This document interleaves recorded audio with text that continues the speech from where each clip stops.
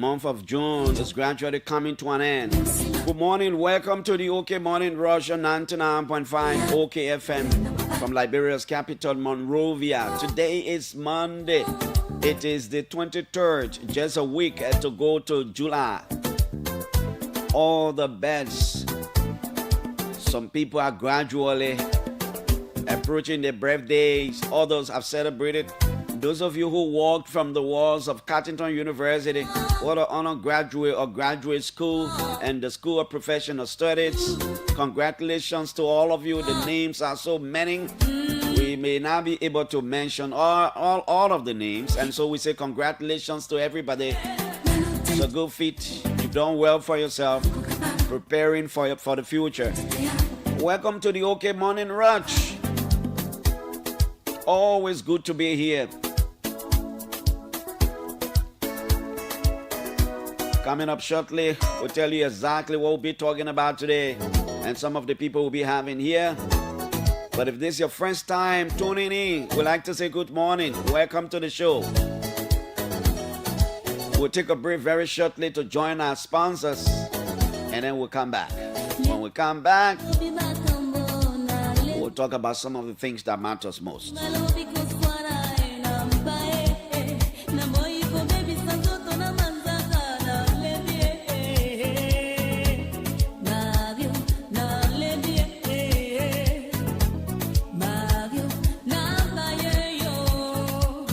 Liberia, it's time for a new journey of power, performance, and reliability.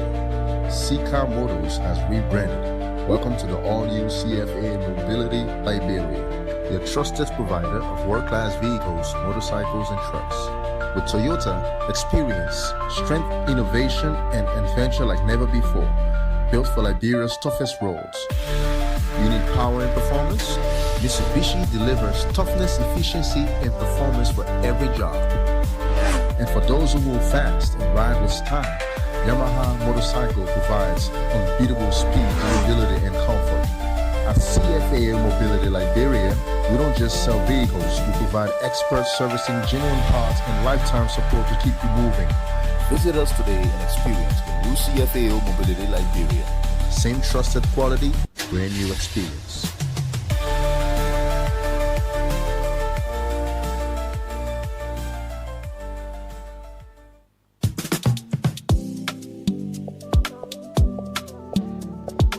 Rushing. Why are you rushing also? You, Judy, don't give me hard time, man. I'm going to the bank to get my cash because the bank was so close. You can use the ATM? My ATM card expired ever since. My man, you don't need ATM card. Just use the mobile app and generate an e-token. All you have to do is to just log on the app, you click on Express Cash. Then you select ATM. From there now you select Generate e-token. Then you select the account you want the money to come from. From there you select the currency that you want. If they're Liberian dollars or US dollars. Then you put in the amount that you want, whether $10 or $20, you put it in and generate your e-token. It's simple, like 8 numbers that will come to you. When you get that number, just go to any ATM there. All you have to do is to just select the C Express Cash on the ATM now. The place where you're supposed to put your ATM pin, that way you pull that 8 number. Then it will ask you for the amount. That money where you generated, that money will come with the ATM will pay you. So simple. Ego banners for me again. I will always make use of the express service big time. Eco Bank, the Pan-African Bank.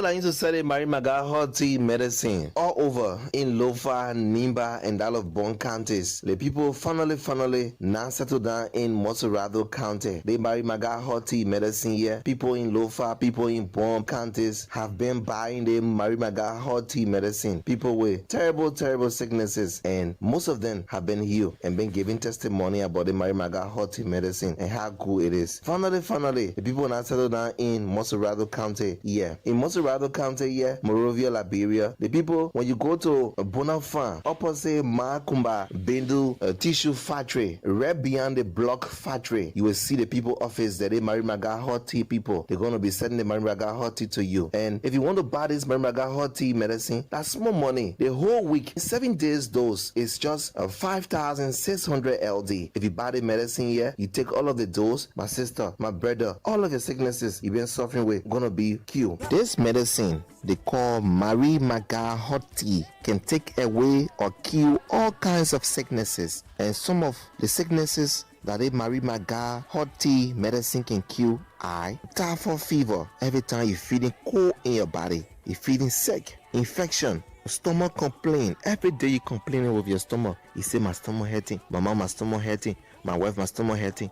Even women that cannot see their period, the medicine they call Mary Maga hot tea can solve it. A sexual weakness, you can't do your homework go, you come from working or you go somewhere, you come back home, you can't do your homework go. Your woman tells you say bad limit man, sexual weakness in both men and women. They Mary Maga hot tea, it can cure it. Numbness in the body, eye problem. Every time you complain with your eye, you can't see clear.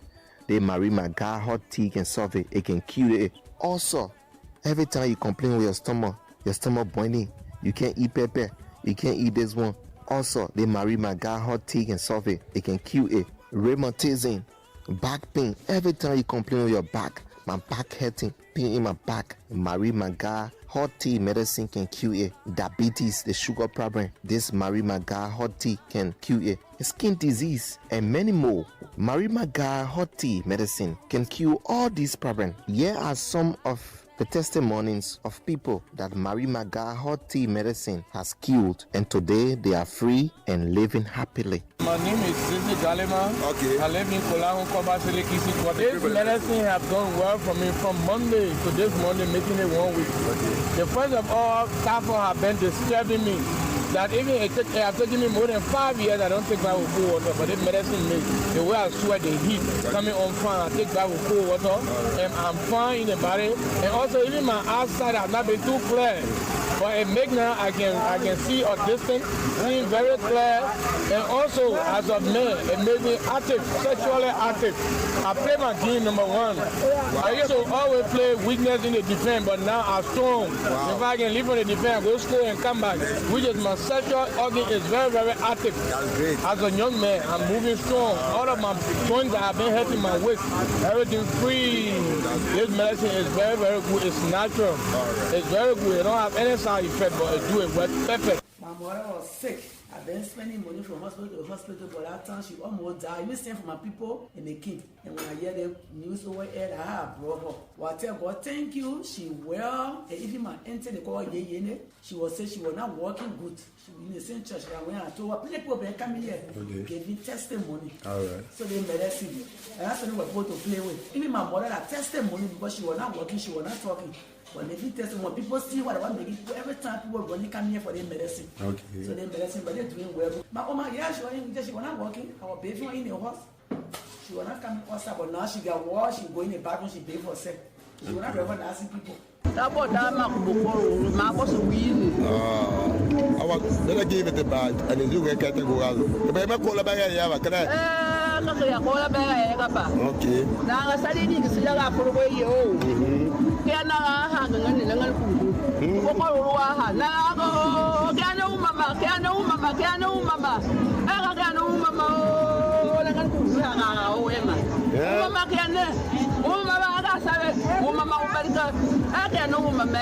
Well, I was suffering for 7 years, going up and down, no way. When I heard about you, I go to Foya about the medicine from buying this medicine. I'm feeling healthy than the way I was before. So my people who listen to me, the medicine, the good medicine, that make me to be alive today, God the first, second this medicine. So what kinds of sickness you are suffering from? Our foot problem. Foot? Yes, my foot problem. Okay. How long that was Hamburg? You said 7 years, right? 7 years. Okay, thank you. You are welcome. I'm well now. Rush now and buy this medicine, Mary Maga Hot Tea, for small money. The Mary Maga Hot Tea medicine is sold for $350 $. The whole week, 7 days dose is just 5,600 LD. In Motorado County here, Monrovia, Liberia, the people, when you go to Bonafide, opposite Makumba, Bendu Tissue Factory, right beyond the Block Factory, you will see the people office that they Mary Maga Hot Tea people. They're going to be sending the Mary Maga Hot Tea to you. For more information, you can call the following numbers: 0777 444 591, 0770 913361 and 0776 369805. And if you want to buy this Mary Maga Hot Tea medicine, that's small money. The whole week, 7 days dose is just 5,600 LD. If you buy the medicine here, you take all of the dose, my sister, my brother, all of the sicknesses you've been suffering with gonna be cured. And so rush now and you will live happily. Are you a driver? Do you have a ride? Want to make some extra cash? Say no more, because we've got you covered. Omuta has arrived. The best drivers app to ever hit Liberia. With over 1 million riders just waiting for you. Join the train right now and don't be left out. Drive at your own convenient time. Drive whenever it suits you. Drive on the weekdays. Drive on the weekends. Drive in the evening. Make driving work around your lifestyle. The good news is you get paid every day. Every time you drive, you get money. So don't be left out. Rush now and get your Omuta app on Google Play and Apple Store. It's ORMUTA. Omuta, the best driver app connecting Liberia. So don't be left out. Join the Omuta family right now and make some cash. Let's roll, baby. Let's roll, baby.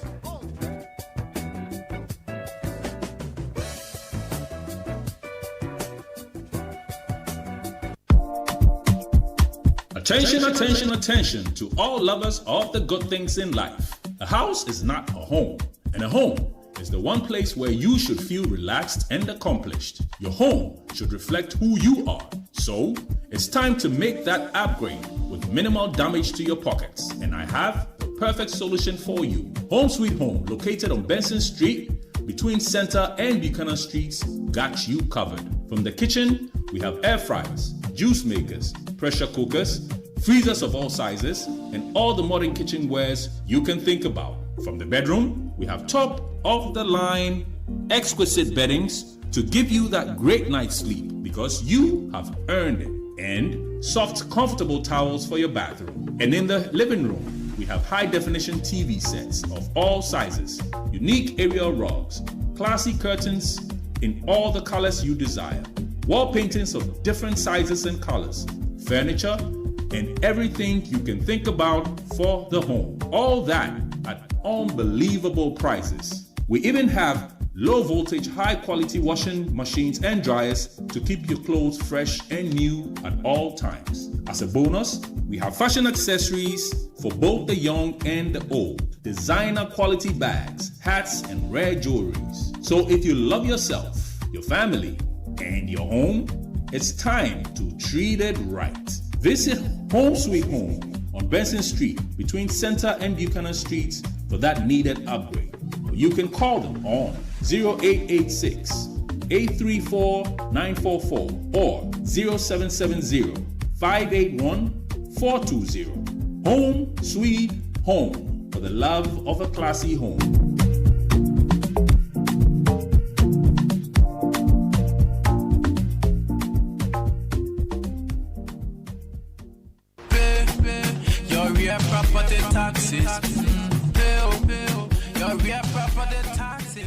My people, you don't hear it? The LRA people, the people then that can collect government taxes. They say that it's time now to pay your real estate tax.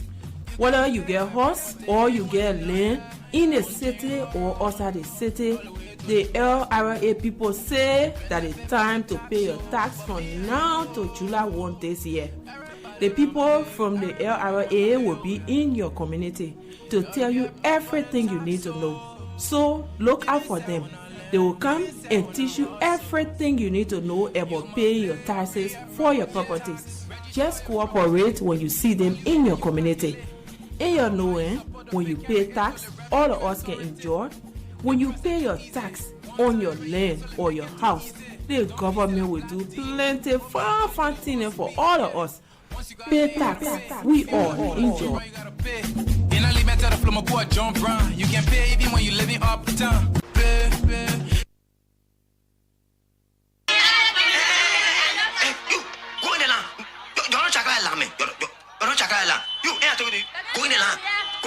Stay in line. Everybody standing in line. The goose, a plenty. Everybody will get out. Nobody ma chakra line. Everybody will get out. Yo yeah. You the first come. That chair no market. That chair. Jamashi toto ye. The market la 2,500 la. So ungo boss me I sell the market. How much my profit? When you sell your profit, that $200. When you finish soon, you come back again. They will get some more here. You go again and you sell again. Eh? All right. Okay, go now. Next, come.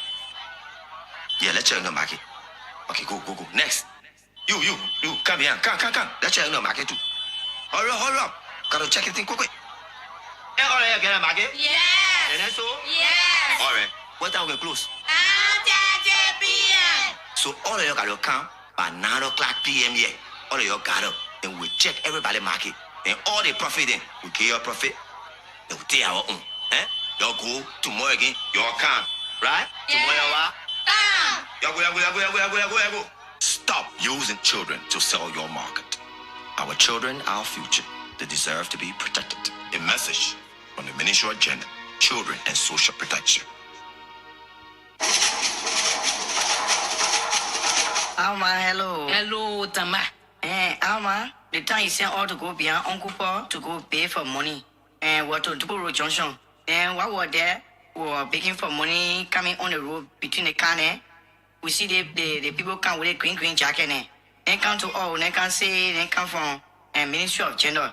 They say they're working on one project. They call the project say the future project. They say they're taking the children and I can be begging for money in the street and I can be selling between the car and then taking it. They say when they're taking it, they'll get into their money hall. Then we take their knee down, then they not stop there. Then we put the children in school, then we buy their uniform, then we buy their shoe, then we buy their copybook, then we give them book bag, and then we give them money to do small market. Then say, anybody that gave you market money to sell, and you say your children are buying the street, then say, then we jail you. So, Alma, I can't tell you. You let lying penetama. You let lying. I can call you radio. Budget. I'm lying. They come what you talking about. They come and be father for 2 hours in the way.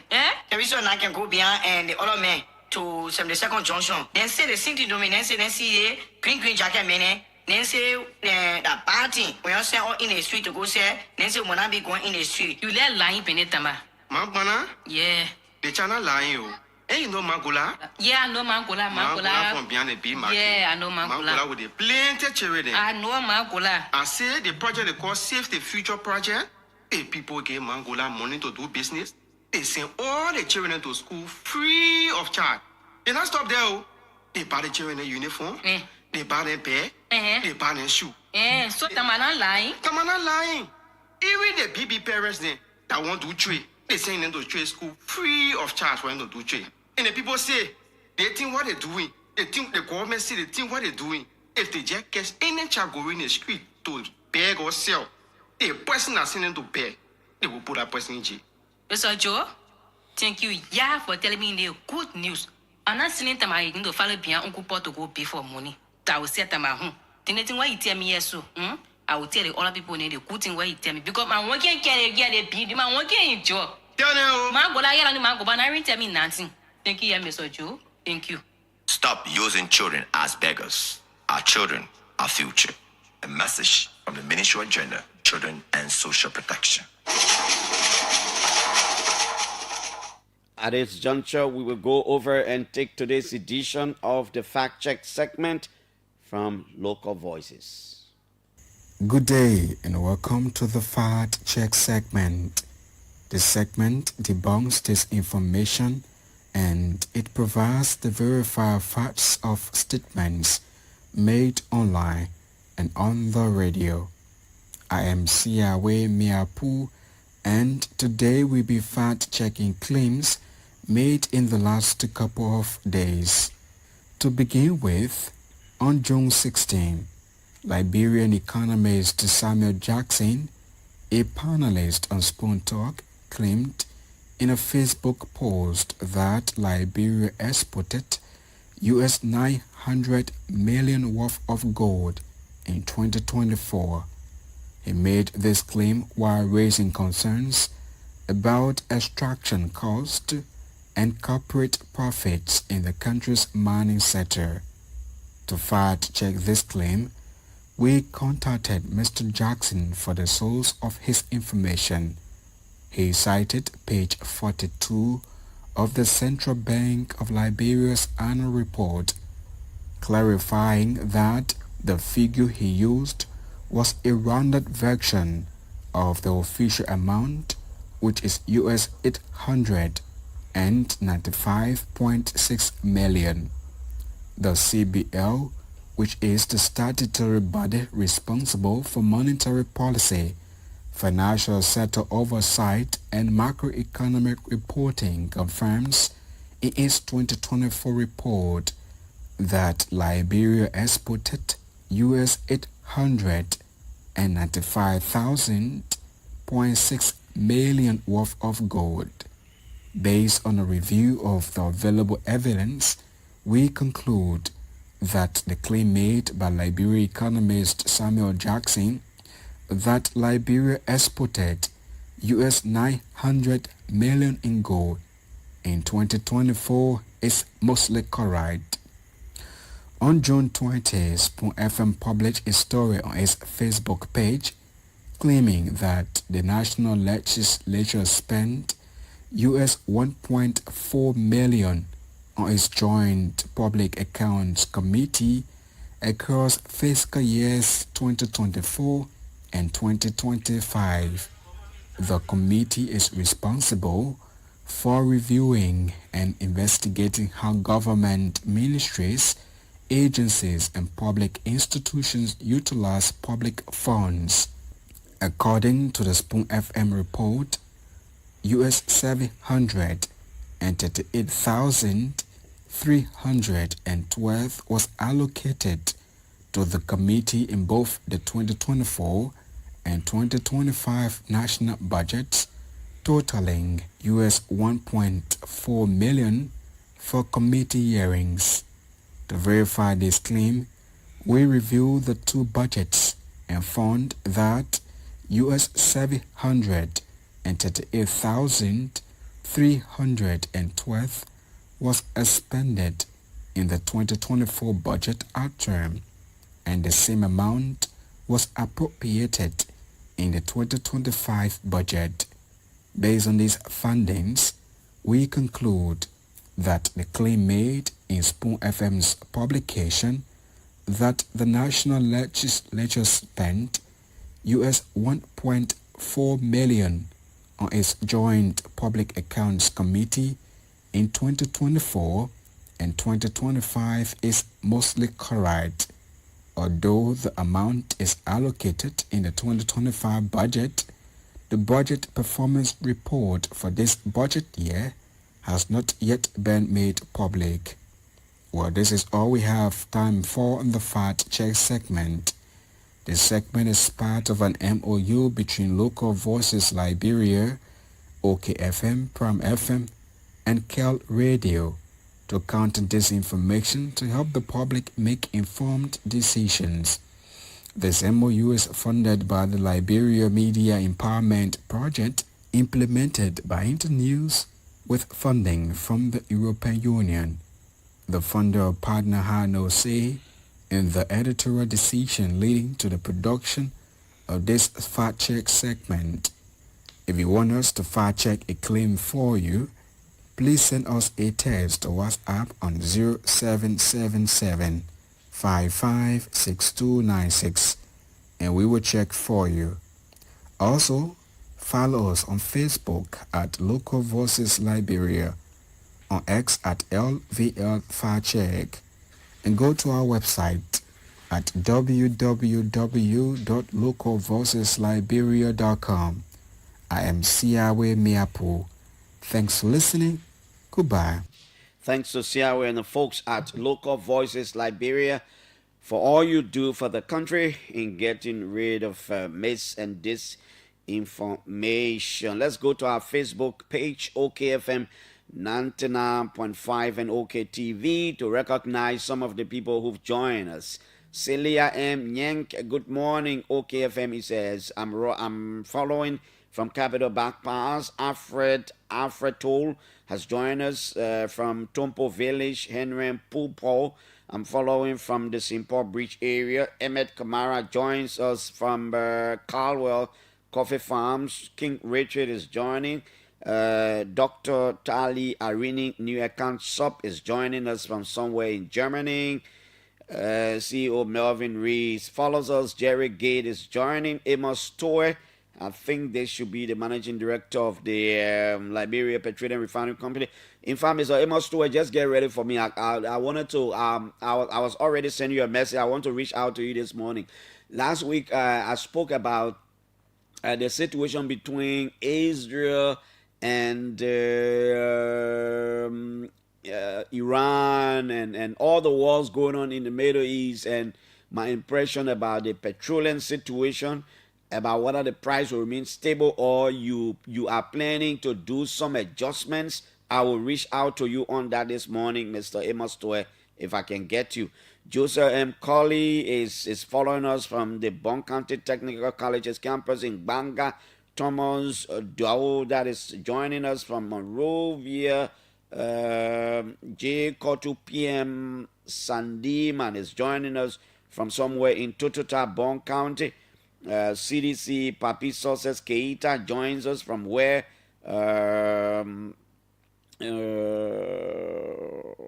Is this what?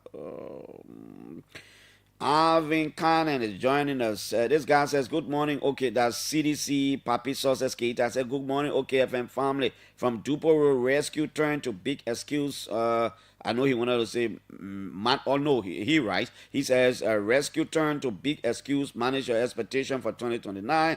Alvin Cannon joins us from Buchanan City, the land of Janji Bakwe, Chokon Wepu, and all these people, and all of us, Ish Gabriel, good morning, Clarence. I'm following the show from Greenville, Sign, and the list goes on. Fansu Donso joins us. Charles B. Yates is following us. Charles Yates is all over the place looking for fresh fish again this morning. You go Brewville about passing all around the Collie or something.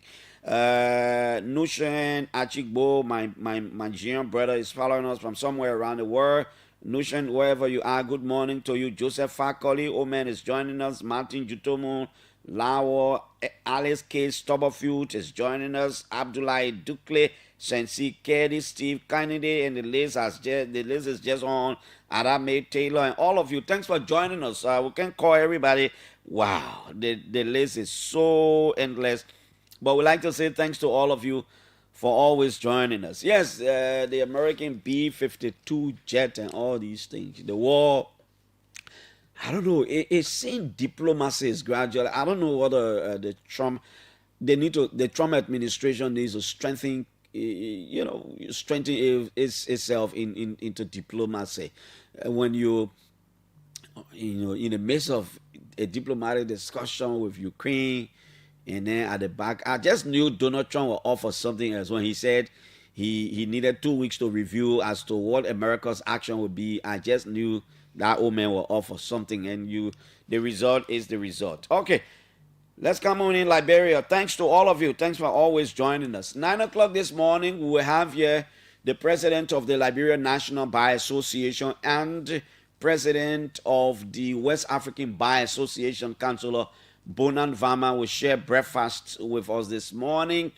8 o'clock, I will talk to Martin Collie about the Martin Collie Foundation. In the midst of everything, he's doing some good things home, trying to sponsor a few of our brothers and sisters to go to school. I thought it was good. People do good things. Sometimes we need to flag them up. A man is amazing in Nimba County. Franklin Dolokwi will talk to us very shortly about it. And we hope to reach out to the LPRC, yes, to tell us what are the plans. What are the plans? Yes, I know Uncle Charles Roberts. I know very well. I know that.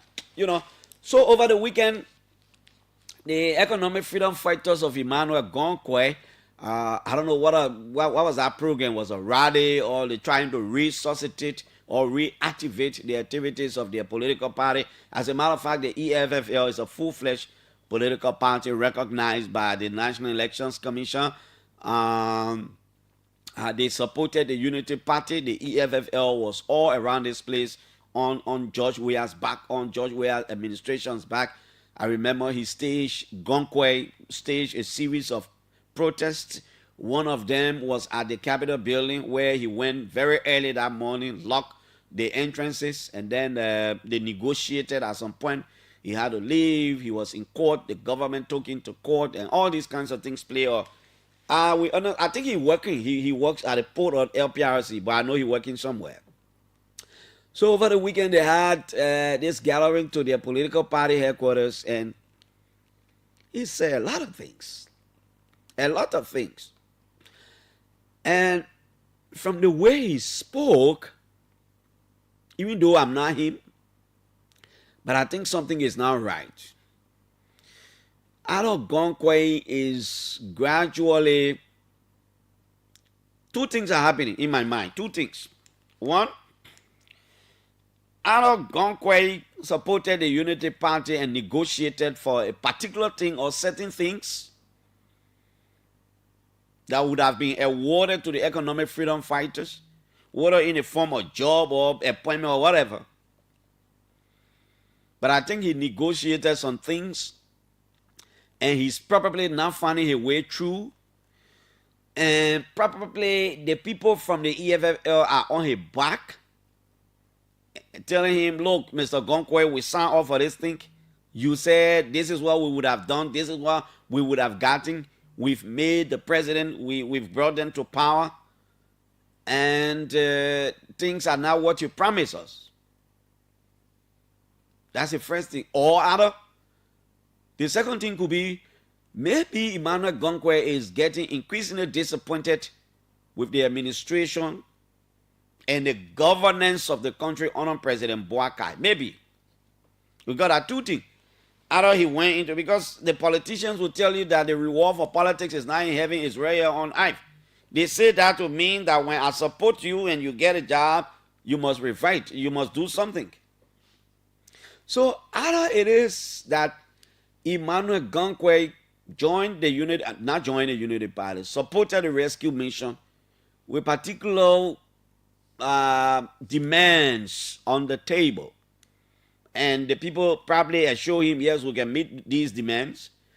And after the elections, they are not meeting those demands. And he's getting political pressure from people in his party. So, it could be the first thing. The second thing is the other one I talk about. That maybe he's getting increasingly disappointed.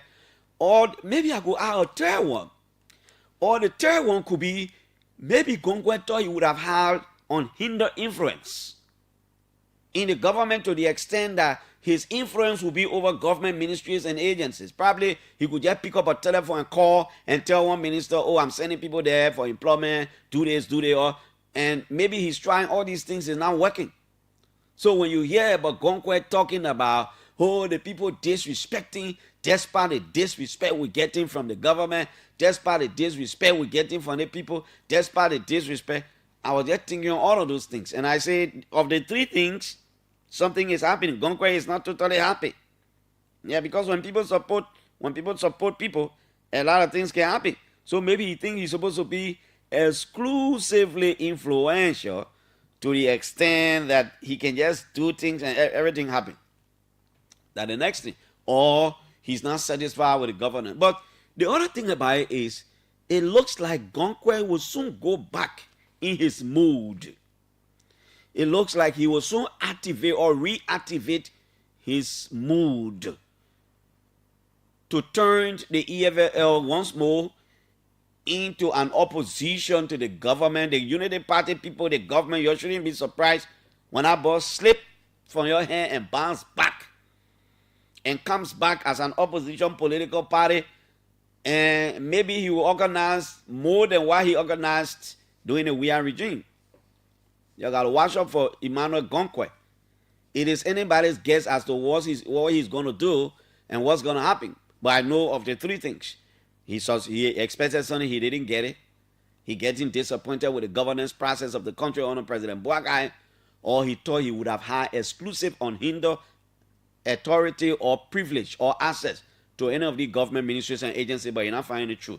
Another thing I want to talk about this morning, and even during the George Weah regime, the same thing happened. Every time we sit here, people can be guessing. Sometimes their guests can come to reality and they make it look like they are the one that's supposed to be controlling Washington. Sometimes people will say, oh, people come and get sanctions in Liberia. Officials will get sanctions. And sometimes they will even bring people's names. And then all of a sudden they will come by and say, oh, the Liberian name is on a travel restriction or visa restriction list from the U.S. and blah, blah, blah. Let me tell you something. There are a lot of implications. You remember once upon a time, I think 2 weeks ago, I told you that I was privileged to be among some of my colleagues who visited the U.S. Embassy. And the purpose of that visit, we were invited by the U.S. Embassy, especially the consulate section. The purpose of that was to educate us or to provide more education about the American visa regime. Now, least you forget, every time you hear, oh, Liberia, because recently that's what we're hearing, Liberia's name is on the list of countries that America will hit with visa restriction and all these kinds of things. Sometimes when you hear it, a lot of people don't know you. When you hear it, you think it is only because maybe the government is corrupt or America is losing interest in the government or has lost interest in the government or individuals in the government are very corrupt sometimes maybe these can be some of the reasons or those can be some of the reasons, and then the global Magnitsky out, blah, blah, blah. But anytime you hear about visa restriction in America contemplating on visa restriction, most of it is attributed to our individual behaviors. Let me tell you what the people told. And I told you the other day, I said, one of my colleagues asked a particular question to the consulate officer. Then the question was, why if an individual Liberian traveled to the United States, what are the person use fake documents to go there? What are the person overstay? Why don't you punish the person as an individual? You know the guy's response? The guy said, we are not running behind people all over the place. You may be lucky to overstay or to stay or to use fraudulent papers, but the bigger picture is your country. We'll punish the country. And all of us who went there were disappointed. We were like, but if I'm an individual Liberian and I did something, why would you want to punish? But that is the reality. And every time you start hearing about visa restriction, these are the things. Liberians, we are not truthful to ourselves in many instances, especially when it comes to going to America. All of us want to go to America. So we do plenty of things. We lie. We forge people signatures and we lie on documents. We print false YX certificate. Some of us print false marriage certificates. We go to the embassy and give the people the impression that we are going for 1 month. We go, we never come back. Sometimes we are privileged to go on U.S. State Department programs. The Washington Fellowship, the Edo Arab Maroon program that some of us benefited from, whether it is the international fellowship program where some of us benefited from. Some of you go to America on different American government sponsored programs and you run away. You never come back. Those things are not counted against you. They are counted against Liberia as a country. I told you the other day, I said to the embassy, the people told us Liberia, according to their record, Liberia, we have one of the highest rate of countries preparing fraudulent documents to go to America. 20%, the people say it was very high.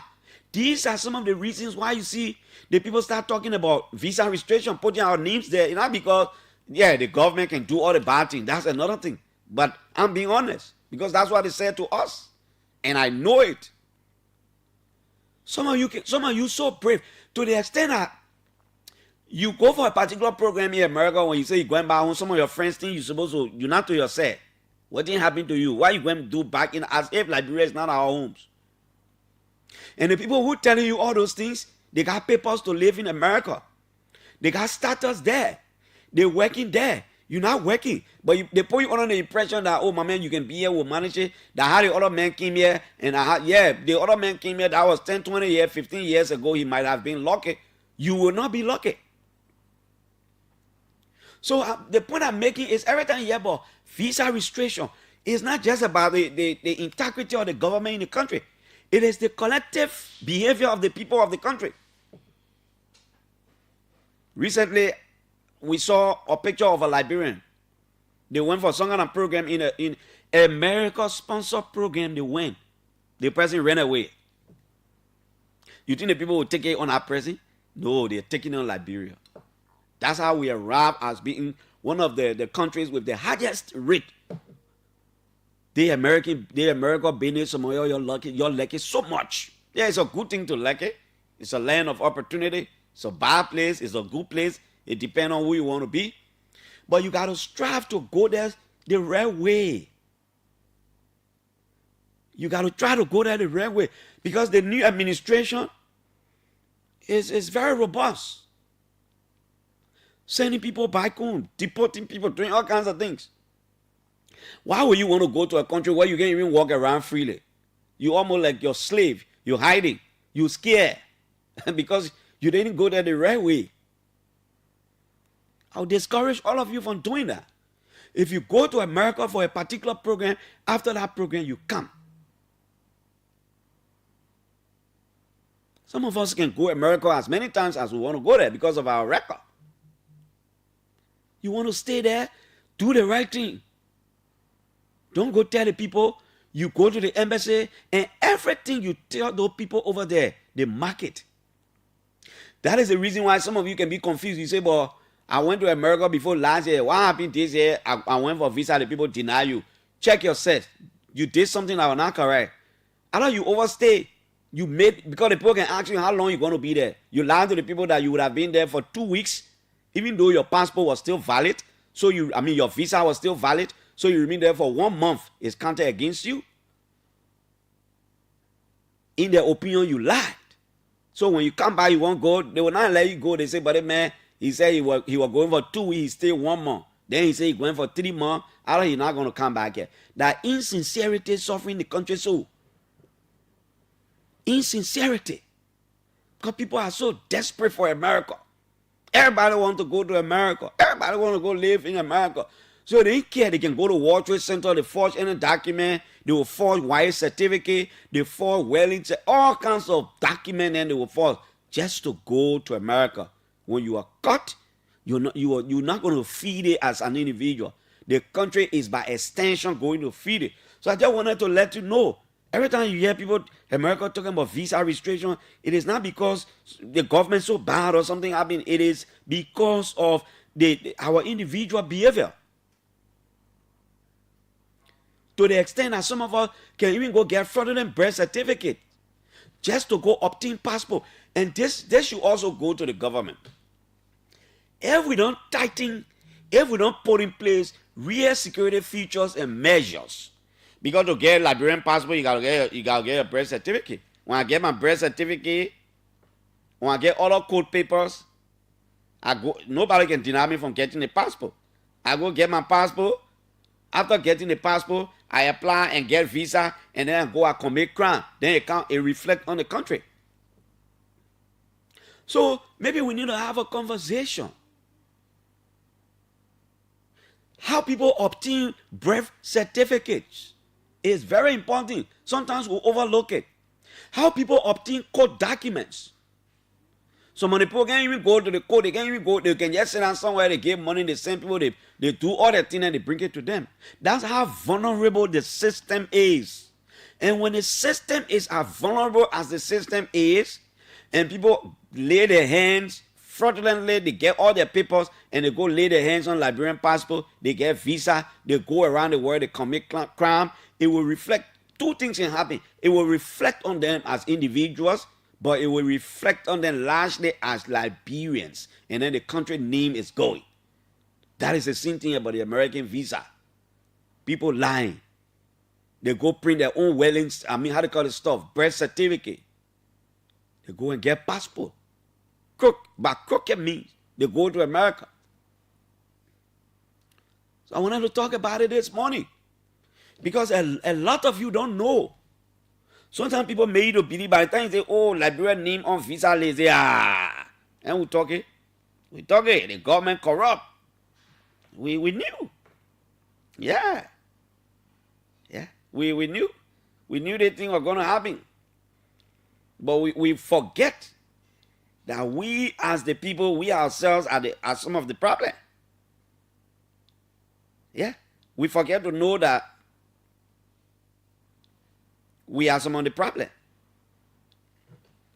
We lie too much to go to that people's country. That's more lie people can lie. To the extent that when they deny some people visa, is like their whole life, everything I finish, I lose everything, I just break down. Because you're so desperate to go. When you go now, you're thinking about how to run away. So when you tell your man and say you're going back to the million,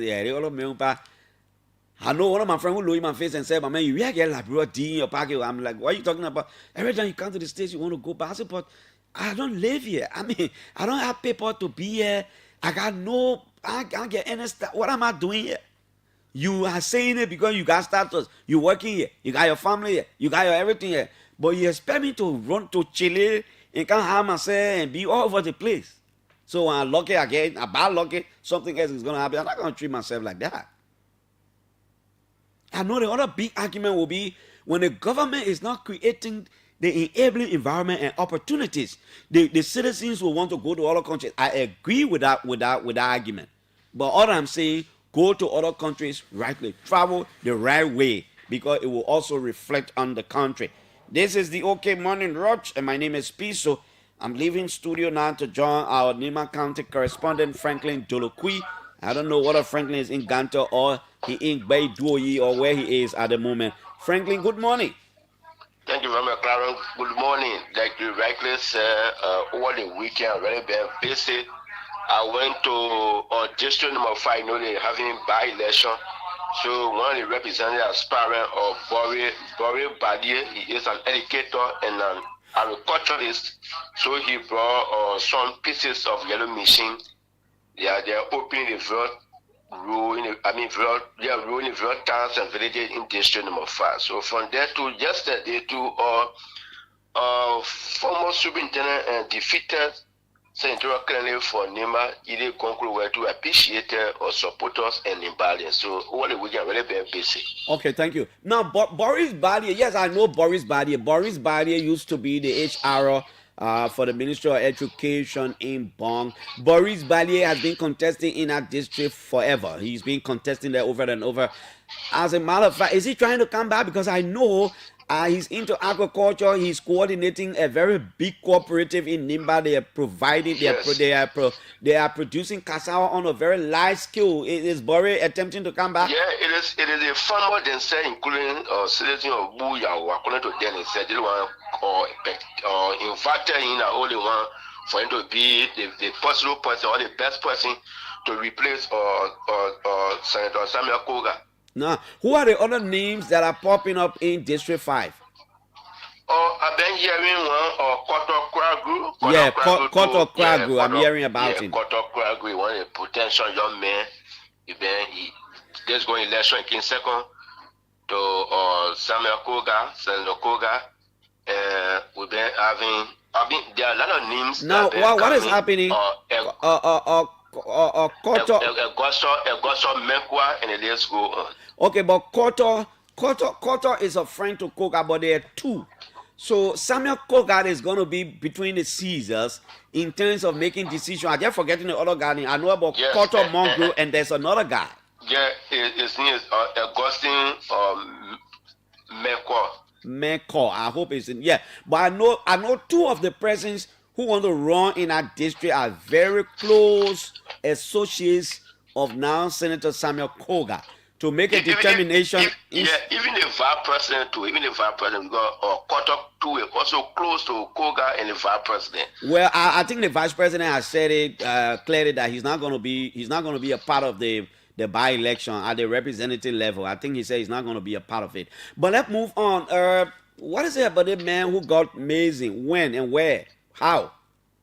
Well, like you rightly said, this man is 53 years old. Since the 2nd of June up to present, he went missing. He was the district inspector for Clan here in the Makane district number 4. Since he went missing, his name is Edison Buan. He was a district inspector. Since he went missing, the 2nd of June up to present, he is yet to be found. But I spoke with the district commissioner. But Franklin, before you go ahead, how did he get missing now? This man came from work and he have gone to check on a family on a farm. So he was on a way towards a farm when he went missing. He said he wanted to use the restroom, according to information that we gather, that he wanted to use the restroom. So saying enter the bush because you see a full mat. So saying enter the bush up to person yet to be found. But there have been no effort yet from even the county administration, even police in the county. It is only the district commissioner and the family member. They are the ones that are really in search of this man. But for the county administration, they have been. Franklin, are you there? Franklin, where are you? Hello. Where are you? I'm on the highway. Okay. Who is the district commissioner? For Yep. Oh.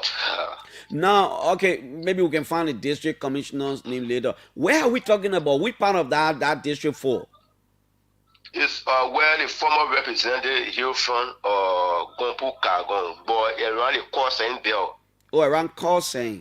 Yeah, around the Corsair. So you know, this is another district where the former president George Wells sang and sung music for women of that area, district for women. Oh, I remember that program on some kind of football field. Yes. I remember. So it's been 3 solid weeks now. He hasn't been found. What are people attributing it to? Because when people go missing like that, some people speculating and all kinds of things. What are people saying? There have been misreaction and misinformation that we are really following to really follow if this is true. Some are saying this is not the first time this has been happening in the district. Some will say no, this is the first time.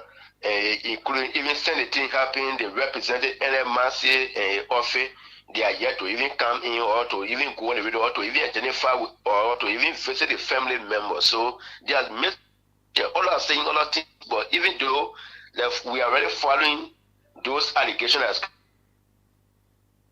which one is the factual one that they are saying? Franklin, how are you? The district commissioner is hello? Go ahead. Franklin, go ahead. Franklin. Are you getting me? Franklin, I'm getting you. Go ahead. Okay, the district commissioner is Ena Duato. He's a district commissioner for Bo Administrative District. Where exactly are you, Franklin? I'm between Gipo and Flumpa. Oh, you are between Larry Nyonkwe's Gibo and Flumpa. Yes. Yeah, that's where I'm from. So I'm going to greet my family this morning and come back. Okay, Franklin. Franklin, thank you Thank you so much. Before leaving you, police in Secretary arrested 30 years old man. His name is Ellis Minewon. He claimed to be money exchanger based in Ghana, but he was trying with 1,400 United States dollar, which they say is a counterfeit. So he have gone. He said, I want to get some of the money to a father in Secretary. So when he used a motorbike to go Secretary, when he reached Secretary, he tried to give $100 US dollar bank note to the circular for him to change. So the circular have gone to change the money now. There were the money exchanger in Secretary. They said, no, this is a real US, this is a counterfeit. So how they rush over him. I mean, when they rushed there, they arrested him. They take over to the police. You know, they check in his bed. They already found the 1,400 United States dollar, which is a counterfeit bank note that he was traveling with. How did they get to the conclusion that it is counterfeit? Well, they check the money, you know, even they have money exchanger here, they know much about money. So, but a huge amount, 1,400 USD. Somebody can even get 5,000 in their pocket. It doesn't matter. Has he admitted that that the money is counterfeit? Well, he was arrested yesterday, so police will be saying to quote this money. No, but I'm talking about police initial investigation. Yes, to send to court, you got to charge. When I visited yesterday, police said they were still investigating. You know, the crowd was too much. Okay, Franklin. Thank you. Franklin Dolokui there. Let's leave it. Franklin is around the Flompa Gibo area. Franklin Dolokui is our Nimba County correspondent. He was on the line from Nimba County. The district inspector, not district, but the inspector of one of the districts over there is amazing, and since June 2, he hasn't been informed. Franklin tells us there are lots of speculation about him. His family is concerned and all these things. As Franklin was talking about the amazing man, I started reflecting on the populous Gaitik. You can remember, hey man, way down along the late, how do you call it, oh man, the late Malison Goyan of Grand Gile. He would come here and he would talk about gay tekpe, and that day I remember we made a lot of fun of it, but it is the way it is, and then later on. Let me see. I'm trying to see as to what I can get to Martin Collie right here to talk a little bit, like I told you, about the Collie Foundation, Martin Collie Foundation. We can talk about it briefly.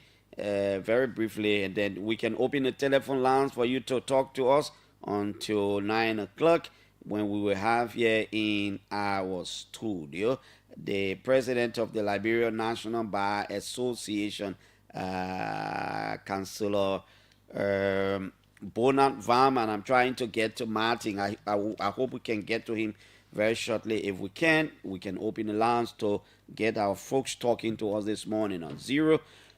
Yes, we're trying to exert efforts. I think Martin is on the line. We can take him on this line. Martin, good morning. Are you there? Good morning, Clarence. Yes, I'm here. How are you? Not bad, my brother. How are you? How you doing? Long time. Certainly, I'm doing good. Thanks for asking. And how are you doing too? Yeah, we are okay, Martin. We are okay. Martin, first question, and this is intentional, man. When are you contemplating returning home?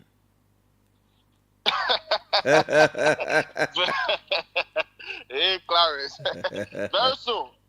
I want to inform the Liberian people that I will return home very soon. A patriot is never far away from home, Clarence. Soon, like 2030? before 2030, Clarence. Okay, I love my people. I love the Liberian people so much. I love Liberia. So I will return home very soon, and you will be the first person to know. Look at it, boy. Martin, thank you for all you do for country. It depends on who you talk to, but this morning I'm calling you briefly for us to talk a little bit about the Martin Collie Foundation. What is it? Just talk to us a little bit about it. Thank you, Clarence. Martin, you on the tree? No, I'm not on the train. Okay, let's hear you. Go ahead. Are you getting feedback from my side? Yeah, like the breeze is blowing or something like that. Yeah, the breeze is blowing because okay. I'm en route to campus. Go ahead. Yeah, so thanks, Clarence, for for taking me on the line. I appreciate very well. Let me extend my greetings to the peace-loving people of our country. You know, Clarence, we have a lot of problems in the country, but our concern is not just to focus on the problems. Our concern as a foundation is to also find solution to the problems. You know, it is often said an adult mind is the devil's workshop. This is a metaphor. However, it is also theological. It is in the Bible, proverb. So we've noticed that the best way to address some of the socio-economic issues in the country is to empower the young people, because the cost of idleness, Clarence, is expensive. So we need to prevent young people from being idle, because when they are idle, they tend to turn into something else. So the Martin K. and Collie Foundation is not only here to advocate. Advocacy is not enough. Yes, it is good, but we are also making some strategic interventions pertinent to empowering the young people in the country. So it was on this basis that we managed to have established the MKNK Foundation, and we are making a lot of interventions across different sectors. Okay. Now, how many students are there benefiting from the foundation at the moment, and what academic level? Okay, so our first program was rolled out last year. At the moment, we are sponsoring 18 students, Liberian students, across the various universities and high schools, including AMEU, AMEZU, UMU, University of Liberia, etc. So that is part of our academic sponsorship. Also, we just rolled out another program for professional education. We are sponsoring 40 students, 40 Liberians. Let me be general, because most of them are also professionals. We are sponsoring 40 of them to add value to their career at the GoNet Academy. Besides that, Clarence, before we could sponsor the 40 students at the GoNet Academy, we held a wired preparatory class for 1 month, intensive preparatory classes for hundreds of students. And just 2 days ago, we also managed to have financed the vocational education of 60 adolescent girls. So we are doing a lot more, you know, but those are just few interventions we have made of late. For the scholarship program, what do you look up for? What do they need to have? You know, what do you look up for? So different scholarships come with different requirements or criteria. So for example, the 18 students we are sponsoring across the universities, you must first be in school, right? You must be in school. You must obtain an average of around 2.5 GPA. You know, so that is it for the academic side. For the vocational side, basically, like for example, the 60 adolescent girls, you just need to know how to read and write, or perhaps a high school graduate. You know, so a lot of them are now there. For the professional education, at least high school graduate or some university courses. But the most important requirement that cuts across all the programs, you must be a Liberian. Yeah, you must be a Liberian. That's correct. Now, let's assume I am a first-year university student. I'm already in school. I got to be there for 4 years or 3 years, depending on my performance and the credit I will carry. I am a first-year university student. I just got enrolled into the Martin Collie Foundation Scholarship. Will I remain on the scholarship until I graduate, as long as I can obtain my 2.5? So at the moment, what we have done for the first program is to sponsor the students for the year, for the academic year. You know, academic year has like 2 semesters. Mm-hmm. You know, so yeah, and then we move on to the next year to sponsor another group of students. because the foundation was just established. We are still like struggling with our financial position. We are still raising funding from different donors and sources. So we do not have the financial capacity right now to sustain one student until he or she graduates. However, we just raised $300,000 Liberian dollars to sponsor 100 Liberians for the University of Liberia entrance. So as part of that program, Clarence, when you are successful to pass the entrance examination, we are going to sponsor you now for the entire program because we got some commitments already for those who will pass the entrance, the University of Liberia entrance. So that one is a full-fledged scholarship until you graduate. Correct, certainly. Okay. And the one for entrance fee, and the one for the 18, it almost like a scholarship for a semester. So you benefit this semester. Next semester we recruit additional students and we let you go. Correct, certainly. You could also be maintained depending on your average, right?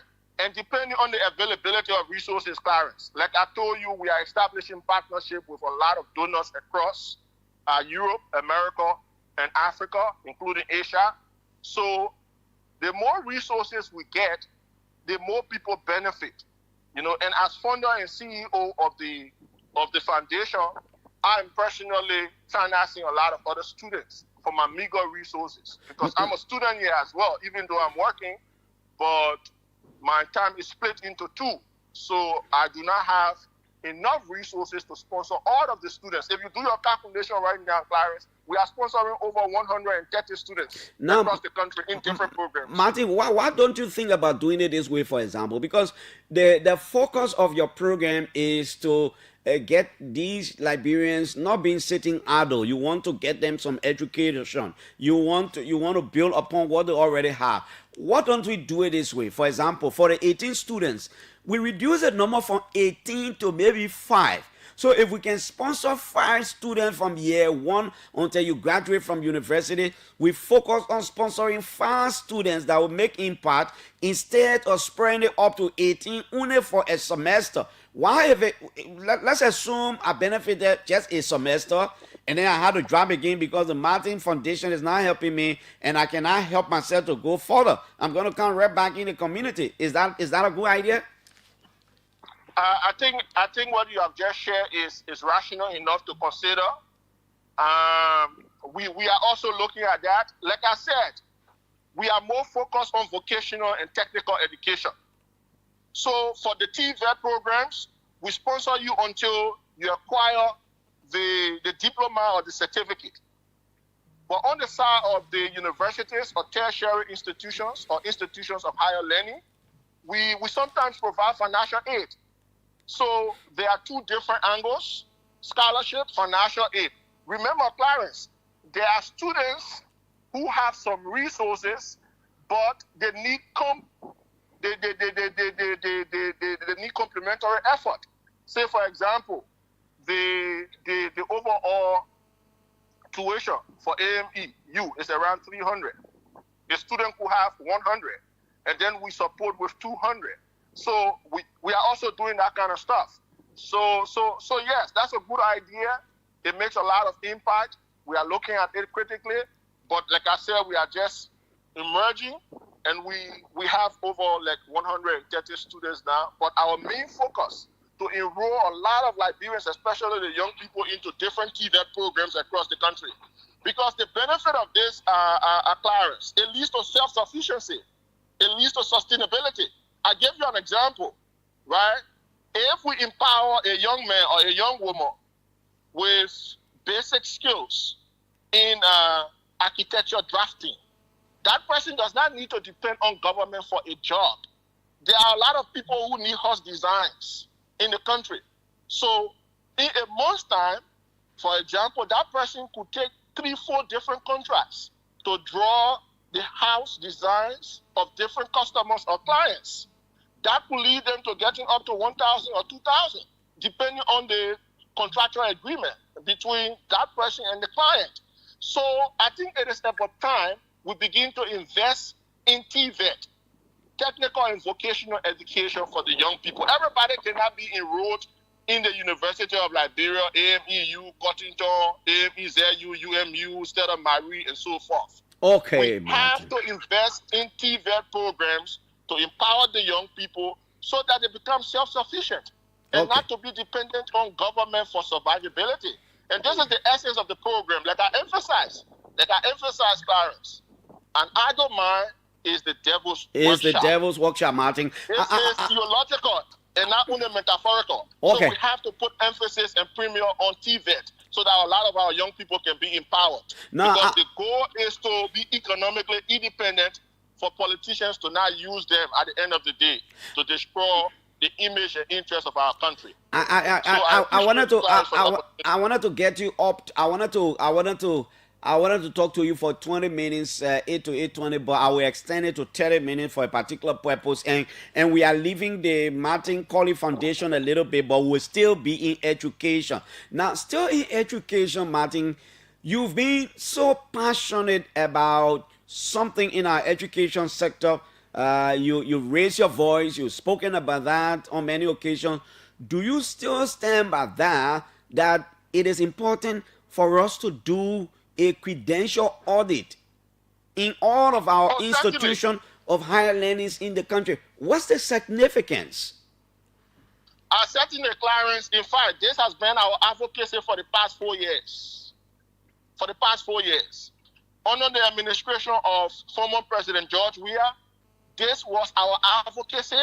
Under the administration of the current president, His Excellency Joseph Yuma Boaka, we are still advocating for the establishment of an academic crimes code. Let me say this on your program, Clarence, because this program is widely monitored by Liberians across the 15 political subdivisions. We have to address 3 problems in that country.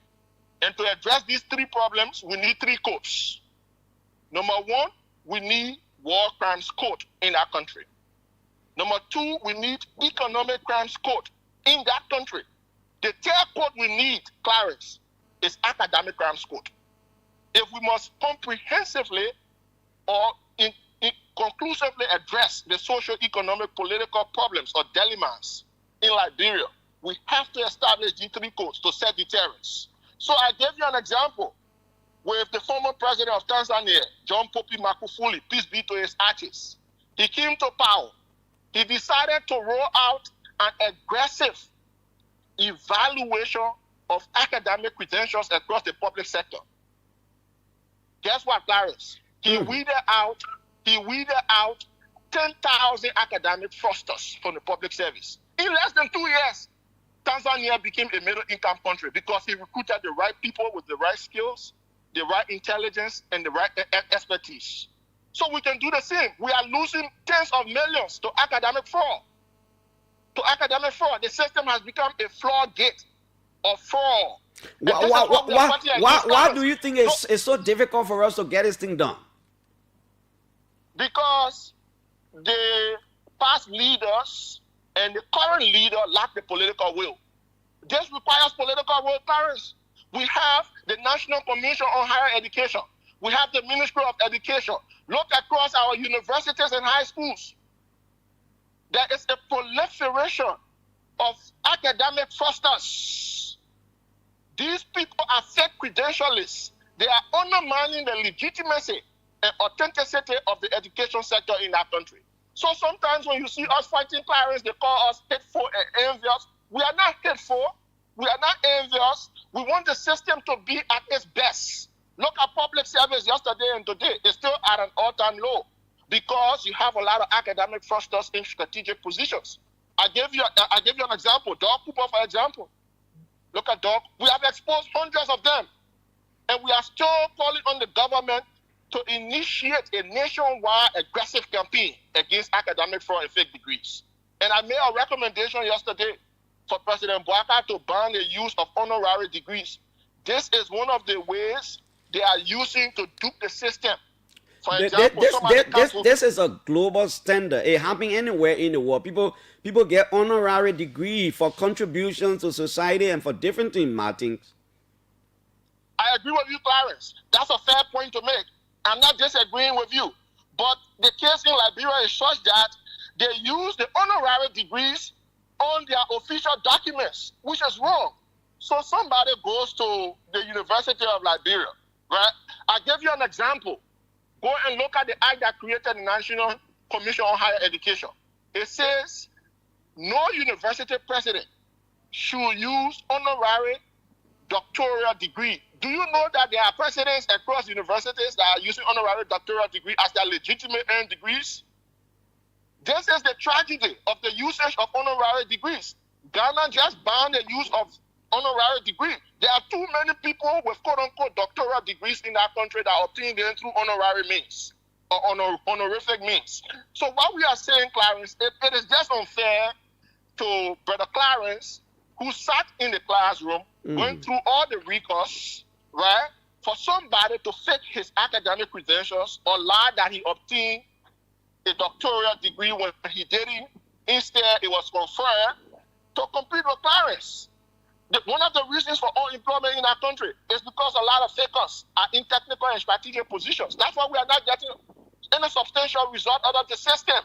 So if we weed them out, there are tons or dozens or tens of thousands of Liberians with legitimate earned credentials that we could empower, and the system can become better. That's all we are saying. And we could save millions of dollars because we are just dishing out money to these academic fakers. And we are not getting any returns on investment. Okay, so Martin. I am calling on the government, Clarence, to aggressively pursue fake degrees, not only across the public service, but across the private service as well, including universities and high schools. Because at the end of the day, Clarence, it affects our future, our collective future. Education is inelastic in the context of economic. The inelasticity of education cannot be overemphasized. That's why all of us need to place emphasis or premium on education in our country. Because at the end of the day, there is a robust correlation between socio-economic development and education. Okay, Martin. Martin, I like to say thank you so much for everything. Let's plan this again. The next time I talk to you, we'll talk about some of the politics of the country. But Martin, thank you so much. Today it was particularly education. Thank you, Clarence. I appreciate the opportunity, and thanks for the great work you and your team at OK. Not taken for granted, but most of us, because we know the time, the energy, the intellect you put into it. But I will appreciate so much an official invitation, even though you told me the other day, my man, you'll come home for 2 hours. I have to see. Martin, Clarence, get me home for 2 hours. I got a lot to say. I want to talk to my people. I'm coming back home very soon. We will work together to make that country better. God bless you, Clarence. God bless the Republic. Okay, Martin. Except that people say the man say we'll make the country better. The first government job to get it, the man want a job. The man say you scared. They say you scared, or when you accept the job, you might not perform, so you scared. Like tactics. No, but the thing is, people don't understand.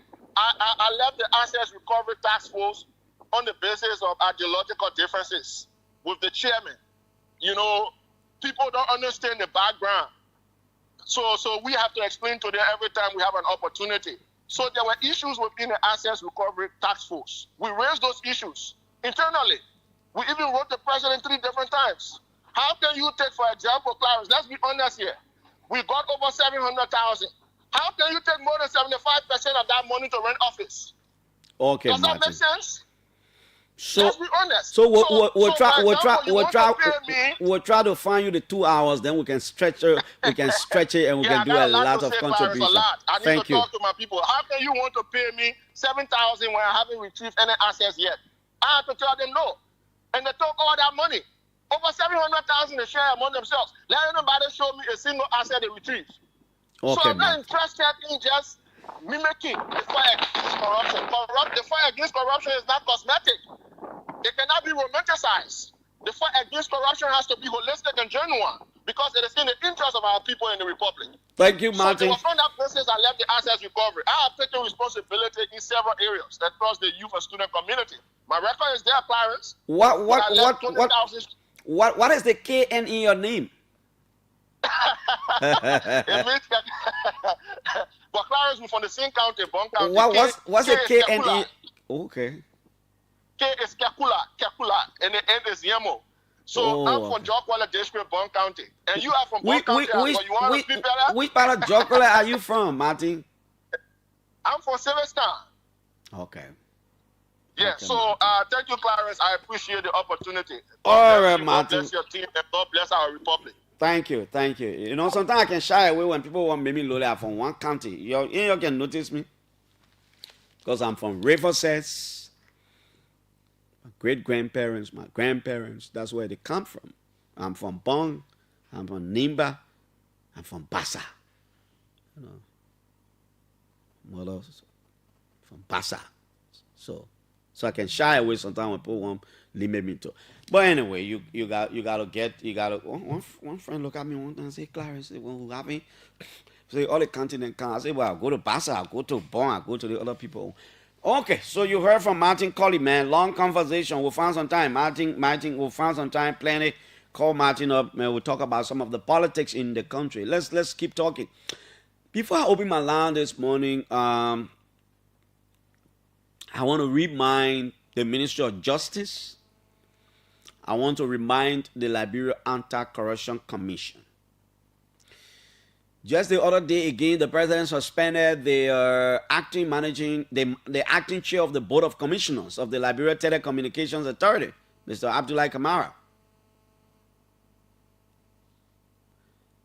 Too many people have been suspended.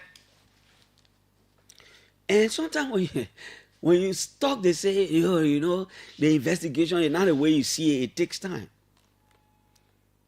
When you suspend people, like I was saying the other time, I always say it, for the president to take a decision, maybe that, and like I said, maybe that why Abdullahi won't stay too long later. For the president to take a decision to suspend, should be based on probable cause and serious matter. So when these people get suspended, they go to the Anti-Corruption Commission, let them face their accusers. Let them be called a due process. People can't just get suspended after a certain time. But then again, they just there. But it's suspended, but it's just there. I've always said it. What this thing is doing, what it does is, it is undermining their personal growth. Some of these people, they want to apply in the private sector, but they can't because there is a corruption allegation hanging over them. There is a corruption allegation hanging over them. So they have to clear their name. So if the government is not prosecuting them, for them to face the accuser to get acquitted or to get convicted, they will spend almost 2 years, 3 years, 1 whole year. Do you know what I mean, 1 whole year? Let's put it in our shoes. Sometimes we call for people to get suspended because of wrongdoing. But prosecution is important. So if the government doesn't find anything on these people, the evidence from the Liberia Anti-Corruption Commission or whatever, you are not strong, you let them go and issue a statement that you're letting them go because of X, Y, and Z. Some of these people are young people. They're supposed to have the opportunity to work. If they are corrupt, let them be brought down. Let them be guilty. Then at least all know that, Clarence was accused of corruption. Clarence was investigated. The Liberia Anti-Corruption Commission forwarded into the Ministry of Justice. Minister of Justice drew an indictment. He went to court. He was prosecuted. He was convicted. And so he's a common criminal. That one is clear. Or Clarence goes to court. He gets acquitted and vindicated. So his life got to move on. She may necessarily not serve in the same capacity, but the person's life will have to move on. The person want to apply to get other job, they can't get it because of corruption allegation on them. 7 months, 8 months, 9 months, 1 year, the person can't get investigated. They just corrupt. They just suspended. It's not a good thing. 0777 700-995-0555, 995-995, and all the numbers are open. Call us. Let's talk about some of the issues. Good morning. Good morning, Dr. Clarence Jackson. And let me say good morning to the people of that bureau. Good morning, sir. Let's hear you. Thank you. Activist Martin Render. And I do join you this morning from Luja office in West Point. I'm very nicer for justice and accountability. Dr. Clarence Jackson, permit me this morning to send my thanks and appreciation to Blessing Nimba. Honestly, for far too long, a lot of people don't look at her effort in the country. She always behind the camera making sure that in fact we watch it live across the country.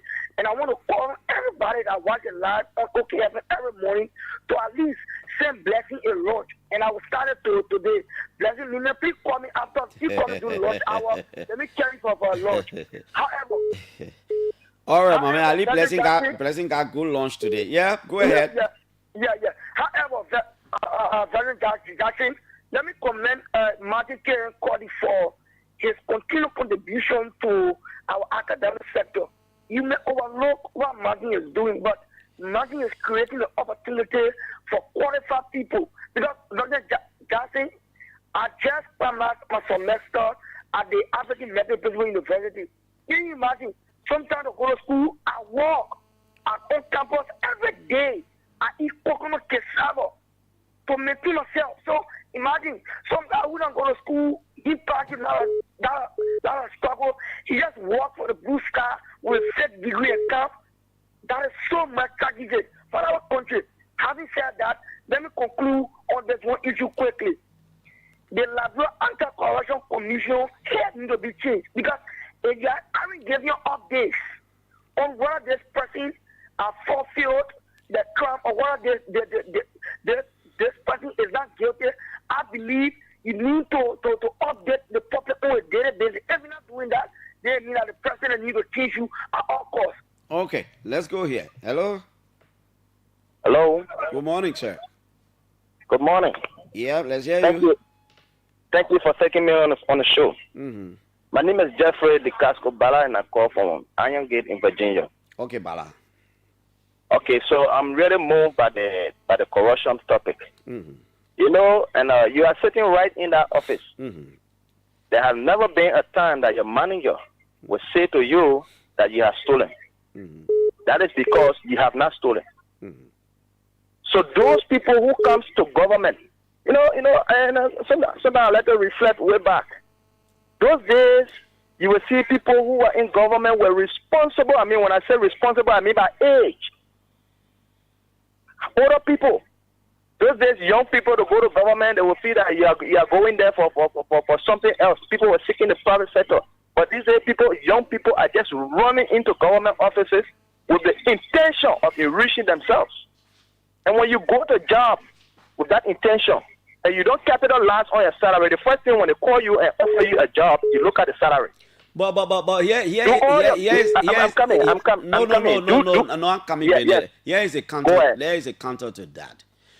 That I am here and my boss man ain't say I can steal. Ain't me, I can steal, but maybe because he hasn't caught me. The second thing is, fine, you are not been caught. There are other young people in government that got integrity. Fine. So let them create the impression that all the young people in government, they are criminals, they are rogues, they are corrupt. No, not all the young people. We're not doing it collectively. We're talking about those that have been pointed out. Yeah, but that you have been pointed out ain't mean you are corrupt until you can get due process. The fact that you have been pointed out, the old people say where there's fire, where there's smoke, there's fire. The fact that you have been pointed out, then you have to wait. That analogy ain't working in the case here, my brother. That where there is fire, there is smoke. Not because somebody accused me of being a rogue, then it means that I am a rogue outside of due process. But thank you so much. Let's now do back and forth. Let me get you on this line. You want to participate, my brother? Good morning. You, Senator, are you talking to? You call your own name. Oh, okay. He wanted me to call his name. Hello? Yeah, hello, Piso. Good morning, sir. This is the voice of Sabu Rasta. Piso in for point 4 to be exact with the government location in Zimbabwe. Yeah. No, Clarence, let me see serious, man. What Clarence saying that the fact, sometimes when you suspend somebody, suspension comes with cost, suspension comes with responsibility, dismissal comes with responsibility. So if you suspend somebody to be for a cost, and that person, I believe you, that person to be investigated, should be sent to court. That's the point Clarence is making, but Clarence put that to the issue. You know, let me confess this morning. Sometimes we are supposed to find it difficult to know which side you stand for. Because Clarence, you are integrity outcome. But look to the EFL chairman, Clarence is family to sit down. If that man come back to we don't have people come will get crossing, you don't go crossing. I believe that you have seen somebody will crossing. I know crossing. You're not seeing it, man, but you see. Thank you, Clarence. Because these people in the state division club that we can't handle it. The only God right now that can do it on our behalf.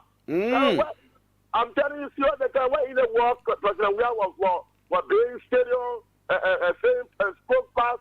Chairman, couldn't see all of it just because he's a better politician. That's why you couldn't see all of it today. It's so liable to come out and say, I will come out, get him myself. Oh, come out, I will get him crossy. Thank you for having me, Clarence. Thank you. Okay, you're getting crossy, eh?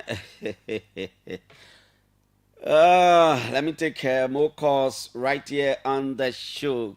Good morning. Yeah, good morning, Piso. Yeah, good morning. Good morning to the entire workforce of OKF.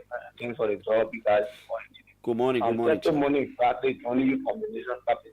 Yeah, let's hear you, Barclay. Let me say thanks to Martin Collie. Thanks or not, but I think he's actually doing well because education is top stacker of better still the underground layer for a progressive and an empowered society. He made measure of it's true, Clarence. It is a mistake that most of us need if we have that opportunity to collect a TV education. You realize that you start to empower yourself before even thinking of a government job. Yes. Then the reaction will come to Clarence, like you rightly said, it is embarrassing. Most of our big brothers, our aunties, don't just want to get involved in name calling. And no few of them that we meet at times, you can see how they feel and how they have been treated. Okay, sir. Thank you. Let me go to France and talk to I know that Frank Gibson here. After they got a man flower. Hello? Frank Gibson, are you there? You are on. Frank, are you there? Oh, wow. Frank, I don't know what's happening. If you call back, I will take you. Hello? Good morning, Mr. Jackson. Yeah, good morning. And this is Super B. Morris, son of a girl from Johnsonville, Peloton. Okay. Clarence, I want to say thank you very much for the topic on our discussion, and I say thank you to Biba Martin Collie for that brilliant idea. Because the problem there is in Liberia, we can't continue to live that way. People can go to school, they suffer, then somebody just come from the blind side and get to the position where somebody who suffer, they cannot get it. So the government are very be strong, even in the very high school, Mr. Jackson. Look at where it is, the very high school. You see somebody who just came on the high school, they put them in the classroom. Go to University of Liberia. Sorry, you will not believe that people, there are two people that using one ID number. How will you be? How will you operate that? You go into school, you know very well that you're not in school. Where you roll in somebody ID number. Then you stay sitting down there with a dignity that you are a student of our university. What will be behaving like that? So I pray that God will really help the government to put anything into place. This is what our people of Martin Quality continue to emphasize on this thing.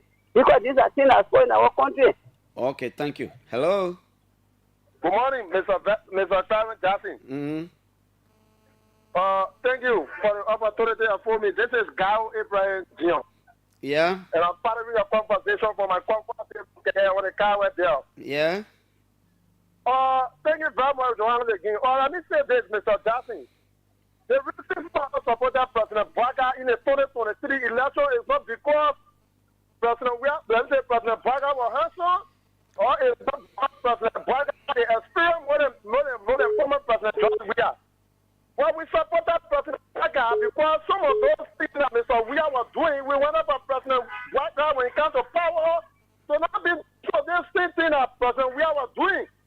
But today, President Braga came to power, the same thing that Mr. Weah was doing, still doing the same thing. You can suspend somebody, you send a person to the Liberian anti-corruption. There must be an investigation go on for a Liberian people to know what the party sees. But the party says that, but when they say ceremony, you still investigating a one case, you'll be investigating a one case of a symphony. I think President Barker is not doing well. Some of who support him, people supporting more in the community. You need to do the right thing in the party and for the anti-corruption. You need to treat that party. When you send case to the court, the case must be investigated for the people to know what the party is wrong or right. Okay, sir. Coming up shortly, I will attempt to talk to the Deputy Managing Director at the LPRC. I still on the petroleum TL. I will push them. They got to say something to us about whether we should be comfortable or they're coming out with something. They're not going to take us by surprise here. Hello? Good morning, Clarence. Good morning, sir. Thank you so much. My name is Alfred Denestoba II, and I'll speak to you from Johnsonville. Let me first appreciate Martin Collie for his contribution towards the society. And I want to speak specifically to the president this morning. Mr. President, Clarence, the president is doing well. Mr. President, you are doing well. But my problem is the fight against corruption. I think one of the best ways to do it is to establish a specialized corruption code. You have that authority to do it through the legislature. And with that, I believe that the fight against corruption will be fast-tracked. Because many times we listen to LACC and according the code dogger is all party, you have one or two, and criminal code A or criminal code B. There are other cases there. When we need to have a special code, Mr. President, when that happens, you will see the impact of your fight. But until then, all our cases will just be waiting, and then government can even prosecute because they need to start looking for the brand border issue. So, Mr. President, you have that authority right now through the legislature. If that would be your single hair mark, I think I would very appreciate it. Okay, sir. Thank you. Let's hear you. Good morning. Yeah. Good morning, Clarence. Clarence is back from Banazil. Yeah. Let me appreciate you first. Let me say welcome to the country for your travel along with the vice president. No, I didn't travel with the vice president. It's Julius. Oh, Julius, sorry, Julius. Thank you, man. Wait for Julius. Julius will soon cancel. You can tell you welcome. My thought this morning. It's okay. I love how you place the question to Matiki Collie. More especially pertaining the scholarship that you're trying to put forth. You cannot sponsor somebody halfway in your shop and expect the person to continue education on there. I think that proposal you made of Martin Collie, I think you need to follow that proposal also. And let me say thank you to the president for the numerous development again around the country. And also that economic issue that you really need to look into it. Because people cannot mislead us, come with fake credentials, government use government money and to enrich ourselves. Because some people can come to America and say, I got a doctorate degree, then go make a pass on against the partner. But I need to get PhD, that's some other thing, right? So I think that step is laudable. We should look in that to change our education sector. Thank you, Clarence, for the time of your 4 minute opportunity. Okay, sir. Thank you. Thank you so much. I'm not taking calls on my phone. Please call the line 07777009950555026995. Good morning. Good morning, Johnson. Yeah. Thank you. My name is Josiah Smoke, calling from the Kowada Peace Island. Come on, call 540. No, Clarence, let me say thank you to Veteran Comrade Madikiem Collie for the initiative that he bring back home. That's why we speak on, at least when someone advocating and then taking the kind of initiative is laudable. Let me say thanks. Like you said to him, and just starting, like you said, I know it will be better in time to come. Having said that, the corruption issue, you know, I follow LACT, the press conference going on with Mika. The LACT boss appears. She said, you know that when they put to the president, you don't want to prosecute the president will not prosecute. The president suspended and sent the LACC for further investigation. LACC starts from there. Exactly. She said, we are overwhelmed. There's a reason why we want to make sure the legislator, if we can pass an act, if we can pass a law to create extra corruption case codes, anti-corruption case codes, then just exclusively for corruption cases, it will be fine. She said the reason why we lost the case against Nimba County, Dr. Foniane, when they were accused of stealing money. It was because we did not produce sufficient evidence, because they said we provided recording and all the kind of thing. Our evidence was not strong enough to convince the court. We lost our case. But for now, all of the cases we have, we are taking our own time and making sure it's going to court, not feelings. It's evidence based. The brother put last in the hands of the accused. She said we gotta be careful. It's not a horror. Let me ask you one question, and let agree with her. She's a lawyer. I don't intend to disagree with her on that level. But let me ask you, and maybe other way I disagree. But let me just ask. So, assuming I was accused of wrongdoing at my office, right? And I was suspended as a result of an audit report for wrongdoing. When I say wrongdoing, I'm talking about financial misconduct. I ate money, I stole money, right? So I was suspended as a result of an audit report. It means the General Auditing Commission, the people who work there, the people are qualified, they are competent, they know the job, the audit report. Then they send me to the Liberia Anti-Corruption Commission. Do you think it's supposed to take up to 1 year to be finding the evidence against me to prosecute me? Clarence, that was man said when she said it. I guess when the GSA have done their work, if they have not had enough evidence or sufficient proof on you, they will have said to LACC. I believe that they say you to LACC with all of those documents. Okay, boss. All right, boss. It makes the discussion healthier. Hello. Good morning. Good morning, sir. This is from Bule Kamara, and I'm calling from Kefas. Wow, you're breaking in, Kamara. I know I heard it last night. I know from Bule, but you're breaking in. My name is from Bule Kamara, and I'm calling from Clarence. All right, Kamara. Let's hear you. Yeah, we'll try. We'll manage you. Yeah, let's hear you. Yeah, thank you very much. I follow your conversation today, especially with Martin K and Collie. Even though sometimes we jealous the man, but he's doing exceptionally well for our country. You know, most often he spends a lot of time, energies, resources to make him work better, especially the issue that has to do with the credential audit is a very beautiful call. And I also listened to you when you spoke about the LACC delay in investigating those accused of corruption in public service. It is important that LACC, because they have the prosecutory power now, so it is important that they fast track some of those cases so we can know whether or not those people are guilty, so that they can also be free and we will be free and we will be fighting towards the end of the culture of impunity. It is important for our country. Thank you so much. Thank you. Let's hear you. Hello. Good morning. Do we have you? Good morning. Wow. We can't take that noise, man. It's back. Hello? Guys. Good morning. Good morning. Yeah? This is Nika, J. Gabriel Nika. Yeah? And very quickly, let me commend Martin for a patriotic, sacrificial job that he's doing, quite nationalistic. It will attract a lot of eye and anger, obviously, from those who are frosters, academic frosters. He's doing well. The only recommendation is that he could do this, Kevin, and I'm not taking it away from him. Of course, commended him. Nobody's paying for it. He's doing extremely well.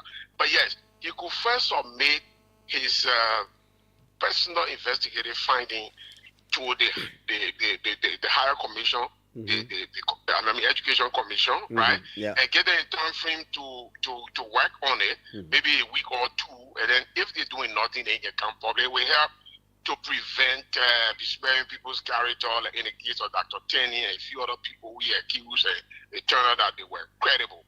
But lastly, I just wanted to say, the excuse given by the LACC as verbalized by the two callers before me, to be honest, it's just weak, lazy, fragile, and lean. It has absolutely no weight. It doesn't stand anything. Look, indictable offenses are done on the basis of evidence. You don't indict anybody if you don't have the evidence. And that's the reason why to cry for continuance. In law, when we say continuance, it means the prosecution is asking for more time to look for evidence. It's a crazy legal gamble. You must obtain the evidence upon which the indictment is true. Exactly. That's how it works. So if you don't have the evidence, do not indict. Wait until you get all the evidence. Look, in America, for instance, they had to lose cases because they will take time to obtain all the relevant evidence before they arrest you. But when they take you to court, they act to arrest. I think the subject of the matter in this case is, you got to get the evidence. But we're also looking at the time. For example, most of the people who were suspended, whether it is Glasgow, I was coming to the issue of suspension. whether it is Glasgow, whether it is this woman from Swakoko Dennis, now Abdullah Kamara, all these people. I was coming to that very how quickly. long should it take us to get evidence to send them to court? Or we should just be sitting? Very good. So I wanted to speak first on the evidential province, which belongs to the LACC. Now, the presidency doesn't have any responsibility to collect evidence. So here is it. In the case of tenure positions, the president should not suspend anybody on mayor. Sorry, when I say mayor, it means the audit report has now been validated, proven, and so forth. Therefore, suspend nobody until the evidence, because tenure positions are really protected, right? But for other positions where the president has freedom, constitutional freedom, as in Article 54, once the audit report convinces the president that there is something fishy, you can dismiss immediately. Because you don't even have to explain to anybody why you are dismissing. The president, you work at the pleasure of the president, and therefore if the president is satisfied based on the audit report, the president dismisses you immediately. But for tenure position, the president has to proceed gingerly. And that's why Councilor Buju Ben Keita has to do his job. He's the legal advisor to the president. He has to read these fine prints of the law and advise the president appropriately. We are free to offer free advice, free service, pro bono, without a dime if they want our service. Thank you. Okay, Gabriel Nyika, thank you there so much. With that said from Gabriel Nyika, we will leave it like this and take a song, and then we come back here at 9. We are expecting the president of the Liberia National Bar Association, who recently extended for the position of president for the West African Bar Association. How did he get there? Did the president of the bar take another job somewhere in another country? I'm talking about the West African bar now. Let's take the Freedom Fighter song. We come right back here. One more freedom fighter.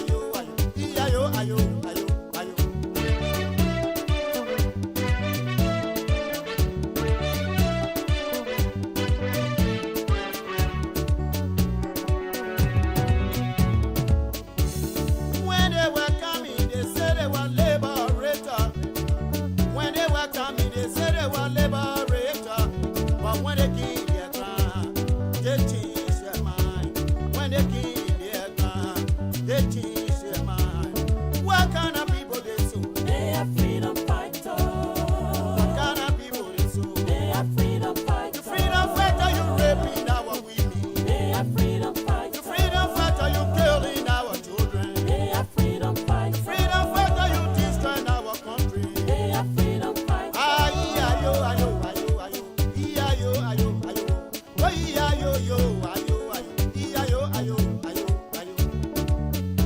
Shortly, Councillor Bona Varman is supposed to be here.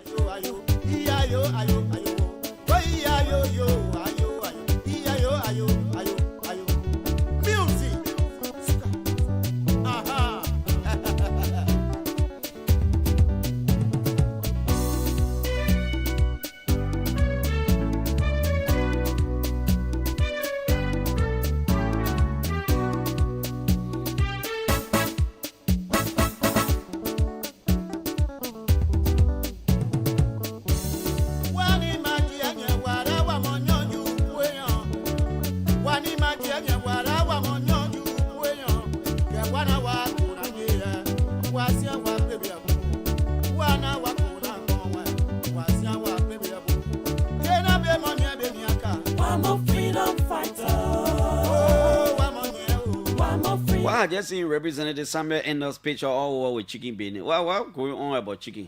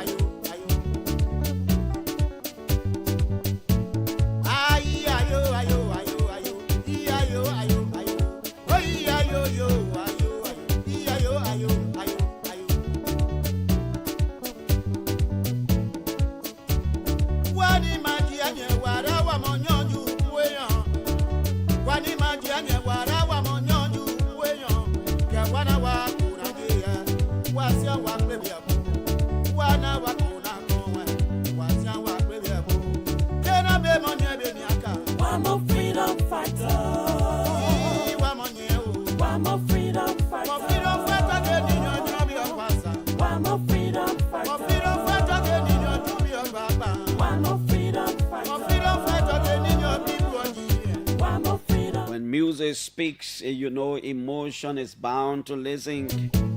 And that is the reason why you don't want to forget decency when the battle circulates. Music.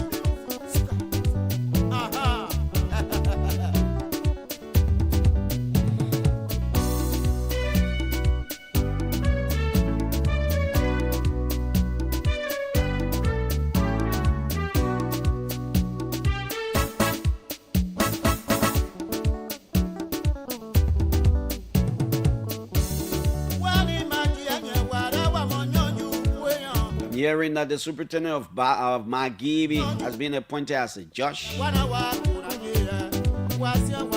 And I can see a young person taking over Magibi as a superintendent. Very young person. I'm a freedom fighter. I'm a freedom fighter. Chicken beanie, just put behind me. I just seen students with chicken in line, the chicken. Anyway, the man want to establish portrait at the school. What's wrong with that? I see too much chicken with Samuel Endel's picture. Oh, what's going on here? Okay, this is the OK Morning Rush. So 99.5. My name is Piso. Good morning to all of you. We still awaiting the president of the Liberia National Bar Association, Councillor Bona Varman.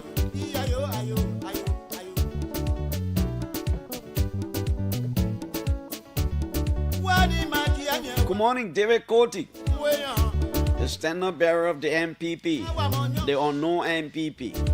That acronym can be spelled out. Good morning to all of you, our mothers, who are in the different markets trying to sell the grain, the bitter board, the pepper to get the grandchildren's school fee, to get the children's school fee. You are the real giants. You've done that for many, many years. Good morning to General Davison Follett, your deputy, Theophilus Anto Dina, the deputy chief of staff, and all the men and women in arm of the armed forces of Liberia. Good morning to all of you. I think I need to reach out to the AFL today to find out the 1.4 million government and pay that money for the thing to come. So we can know. You know, sometimes it's good to know. Councillor Varman is here. He'll be here very shortly. When they kill their gun, they change their mind. What kind of people they so? They are freedom fighters. What kind of people? When we say the things and we got to do a background, we got to check. Because when the government is doing it, then we got to come back to let you know that the government has done it. Oh. They are freedom fighters. They have president thing and can't plenty. They are freedom fighters. The last time I saw him was when he was contesting. Well, is Bona Varma the first Liberian lawyer to extend to that level? Vice President of the West African Bar Association and now President of the West African Bar. I'm sure he will end the term of the president.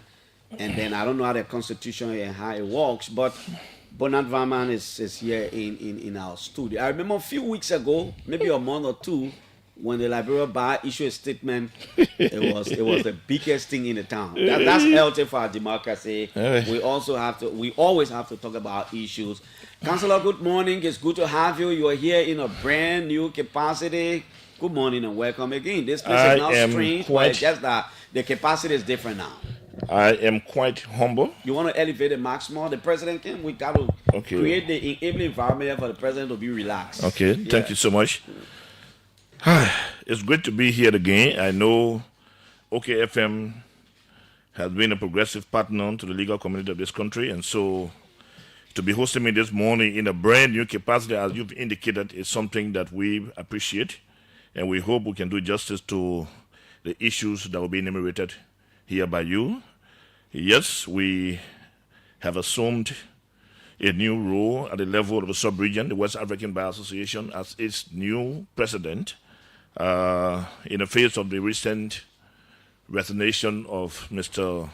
Ousmane Bouba Traore, the president of the Malian Bar Association, who was elected with me and others last year in Cotonou, Benin, to steer the ship of WABA.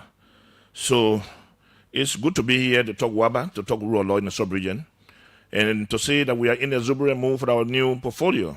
It may require a lot. We have to work with different bar associations, different individuals in the legal community in the West African sub-region. We must work with the ECOWAS Commission, the government of Liberia, governments in other countries in the sub-region. So it's huge. Like I said, this is a seismic shift in the geopolitical legal arrangement in West Africa, because this is the first time that a Liberian lawyer has assumed a leadership role at the level of sub-regional organizations such as WABA. So firstly, we were elected as vice president last year, and we have now been elevated consistent with the constitution of the West African Bar Association. So we are prepared, and like I said, nothing is always difficult once you have people who are energetic and enterprising. We'll talk more about that. Have you ever been in advocacy before? I ask this because of the tone of your voice. You're a very active person. Down the line anyway, school, University, Liberia, wherever.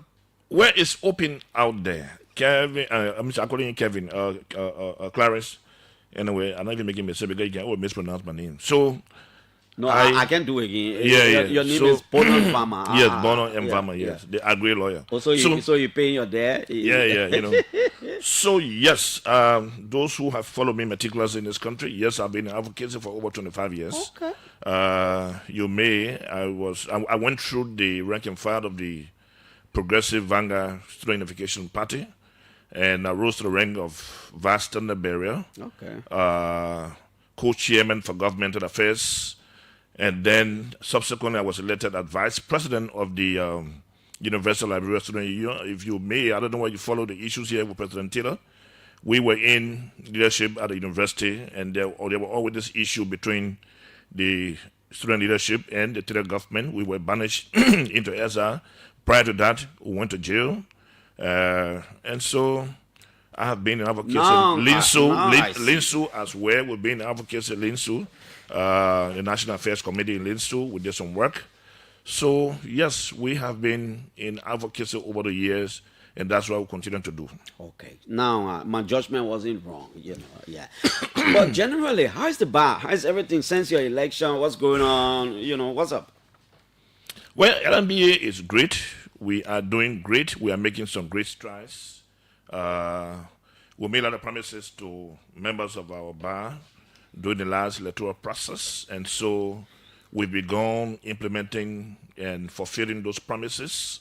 For instance, there was this issue about transparency and accountability at the level of the bar, and so we promised the members of the bar during the electoral process that upon our ascendancy as president of the bar, we would tackle that issue to mitigate risk at the level of the secretariat. As we speak to you, the first thing that we did in 35 days was to ensure that, because we had this process at the level of the secretariat where, fees paid by members of the bar were paid to members of the secretariat at the level of the bar.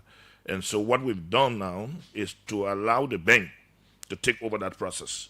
So as I speak to you, we have a dedicated window opened by the RB Bank, and they have a teller sitting at the LMBA secretariat to collect all fees for the bar just to mitigate this issue around risk. We have appointed an internal auditor to look at our records, our daily transactions, to advise us whether or not, requests made for transactionary purposes are consistent with the budget passed. Firstly, the National Executive Council, under my leadership, was able to deliberate and pass on the fiscal budget.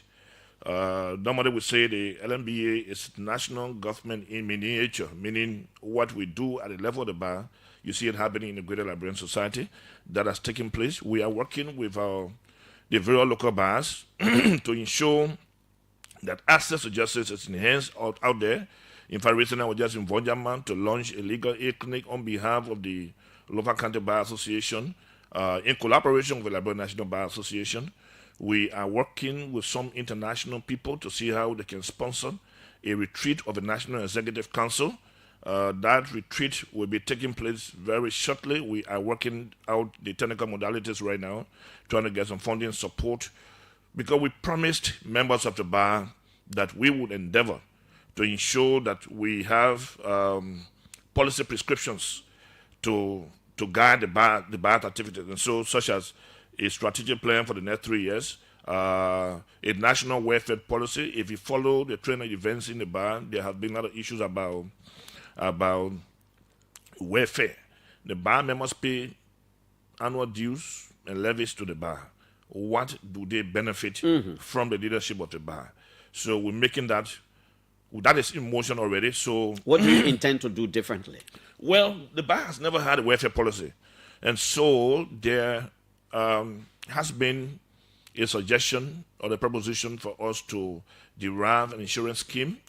But from our analysis we've done, it's going to be a little bit impractical at this time because as for the insurance law, and so it was interesting to note that insurance comes with contributions, and it's a bit costly. So what we decided to do, and we discussed it extensively at the last annual assembly of the bar, was that we have a welfare policy. For instance, if somebody gets ill, what the bar would do, depending that member of the bar is in good standing, you pay all your fees, your levies, everything, you've participated in annual events of the bar, say maybe a $500 could be given to you based on medical proof that you're critically ill, just to buy some pills and first aid intervention. So, and God forbid, if such person passes or dies, then we can give you say $1,000.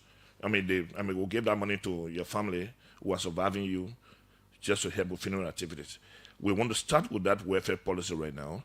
But it's not final. The Executive Council will have to discuss this. We have to go to Buchanan at our retreat to discuss all of these interventions and then adopt a formal position. We have many policy prescriptions at the level of the bar.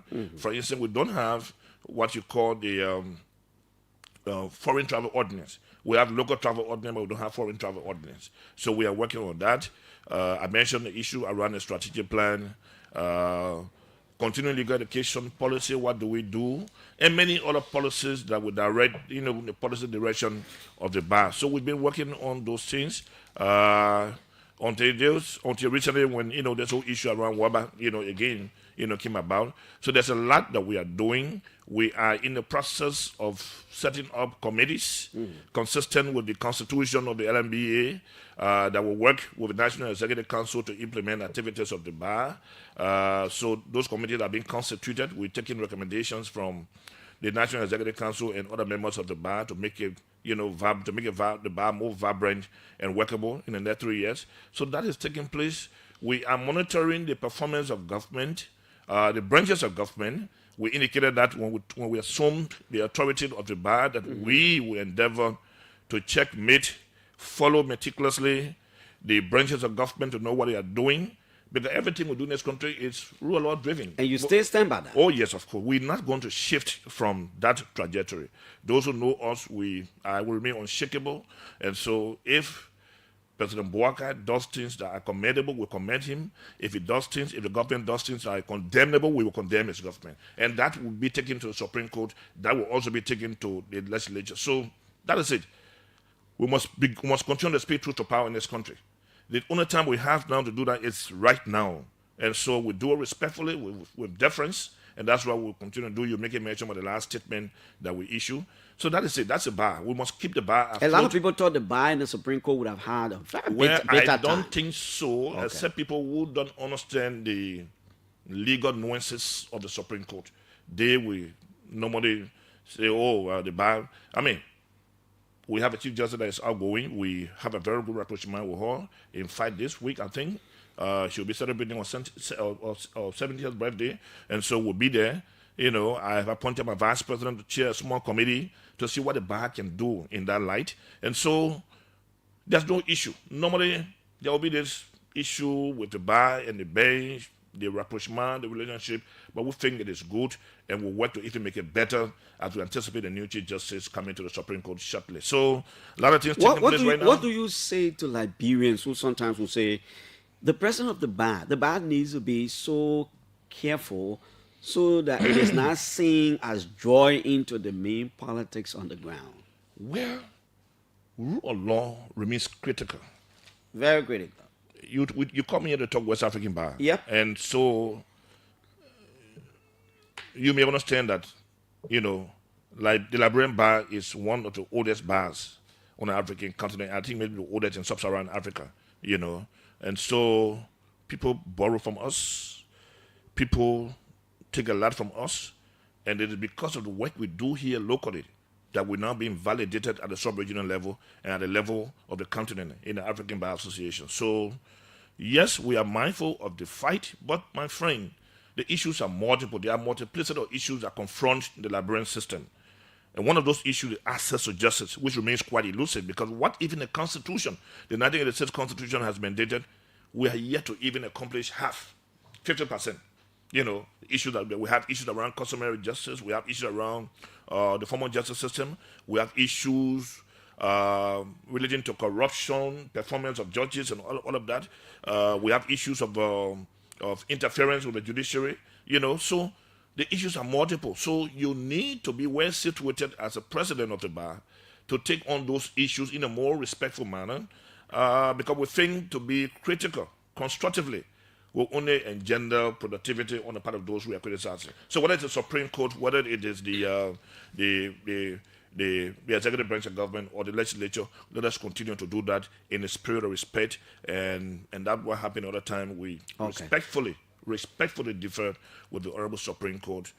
We thought, there were some issues, but I think those issues now have been dealt with. And mind you, in January, when we assumed the authority of the bar, we did mention in the presence of President Bouaka and Chief Justice Yo that we would do this. So it's not a strange thing.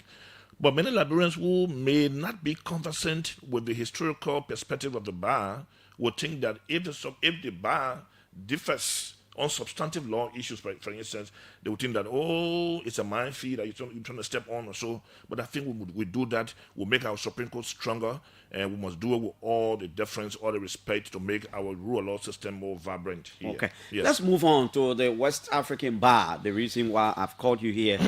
In fact, again, congratulations on your ascendancy as president of WABA. It's no small feat. I mean, for your colleagues to even come from different countries around Africa to look in your face, listen to listen to you, your IQ, your intelligence, and even elect you as a vice president was nothing small. Well, like I said, what we do here are being now validated by our colleagues in the sub-region and at the level of the African Bar Association. As we speak, we have two of our colleagues who serve as governing council members of the African Bar Association. Former president of the bar, Sylvester Rennie, and Councillor Ejera Bashu served on the governing council. They were admitted in South Africa 2 years ago. And so we are making some strides. Liberia is a very old country, and mind you, some of these people in other countries go to schools that we have attended in the West. And so we all have the competencies, the qualifications, we understand the legal nuances. And so when we go to the international meetings, we must project the interests of our country. You talk about my election as vice president last year. Firstly, prior to that, we met in Accra in 2023, for instance. And there has always been this issue between the Francophone and the Anglophone. And of course, you know that the Anglophone dominate in West Africa. I think about 10 or 11 countries, something like that. Anglophone were just like 4. Liberia, Sierra Leone, Ghana, Nigeria, and then the Gambia or something like that. So you must always know how to play the politics, and get yourself, incorporated in what is being discussed. So there was this issue that came on.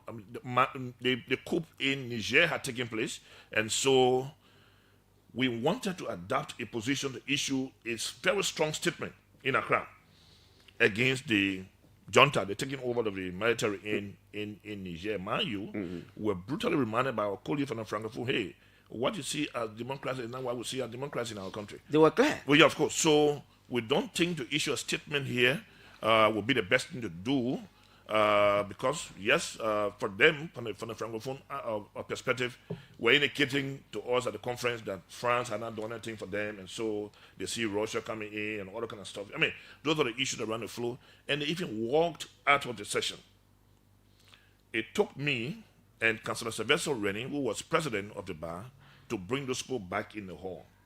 We had to use our conflict resolution expertise to bring them back. So they took note of our contribution at that meeting, and some of them were even saying, we can't even have elections here. We have local constitution. We have to review and revise the constitution, and then adopt the constitution before we can have elections. So at that meeting in Accra, we set up a transitional committee headed by former president. What's her name again? She's Swallow, Madam Swallows. Makeda Swallow. She was president of the Sierra Leone Bar. She had a transitional committee to look at the constitution, and that took place.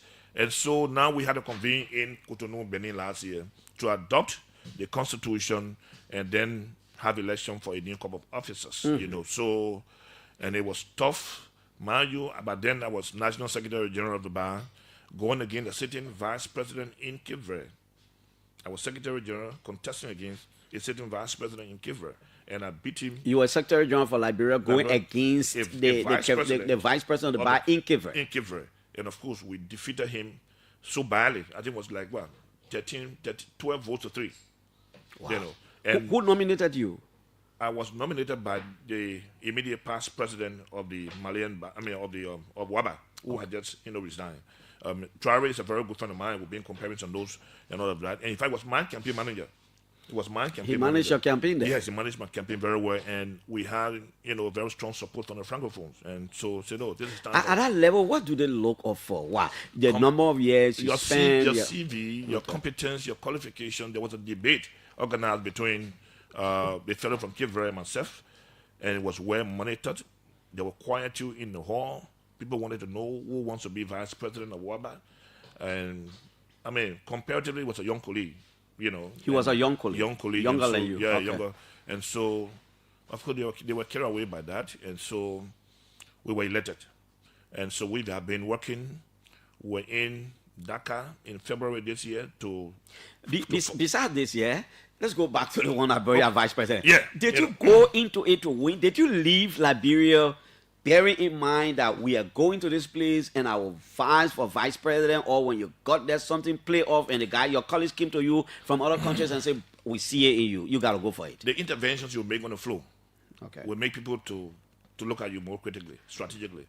So, most of the issues on the floor, I took the stage and propagated the interest of Liberia, how we saw a recalibrated WABA, what had happened before when WABA was established by Mr. Femi Felano, who is an outstanding human rights lawyer in Nigeria, and the fellow from Niger who took over from Mr. Felano.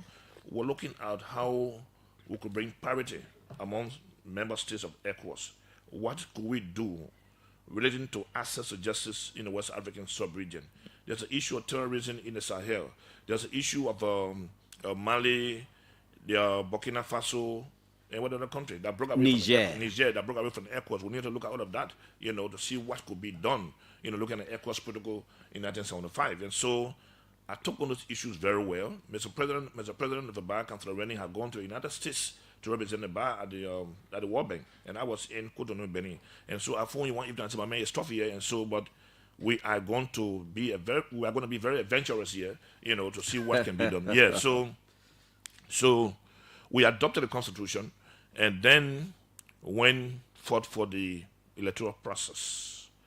Like I said to you, the president who was elected with me was my campaign manager. Was your campaign manager? He was still going for re-election, or that was the time he was just going for election? First time. But he was coming in as president of the Francophones in West Africa. Okay. So it made that you have greater weight, So you're trying to build a team? Oh, yes, of course. And I saw everybody paying respect to him, As a matter of fact, he even conducted some of the sessions, and everybody was paying respect to him. So, after working hours, after sessions, we always assemble in his room or my room to just talk how we can work together to move WABA forward. And he said to me, "But Michel Vama, why don't you be my vice president?" And of course, I accepted, and we worked together, and that's how I was elected. The debate, we thought we did very well during the debate, and then we got election as vice president, inducted. He resigned to take another job somewhere else? No, I think because of personal reasons. Okay. He looks preoccupied. I told you, this man has they call it Yomoa, the bloc of Francophone countries. He's a head of them, and they are even more than all the Anglophone. And then he's president of the Malian Bar Association. So he just thought it was too much for him. When we met in Dakar in February, he indicated, "Look, Mr. Vice President, you think if I were to step aside, can you take?" I said, "Well, I don't even want you to step aside because you command so much authority among the Francophone. And so to keep WABA together, it would be a good thing for you to stay on." But I think it was too much for him. Okay. So when we came from how do you call it, Dakar in February, I received a mail from him that, look, he was trying to tender his resignation, and that was it. And so we received it. WABA is being sponsored by the United Nations Office for West Africa and the Sahel in Dakar. So we notify UNOWAS and our friends in ECOWAS that we now have a transition. And of course, Councillor Vama, what executive committee meeting, of course, where we address our colleagues, from Guinea-Bissau, Sierra Leone, and Nigeria. The former Secretary General of the Nigerian Bar is a current Secretary General of WABA. So it's at that level. You must have played a major role in your respective institution that will elevate you, to... So you're completing the term? Of course. How many years?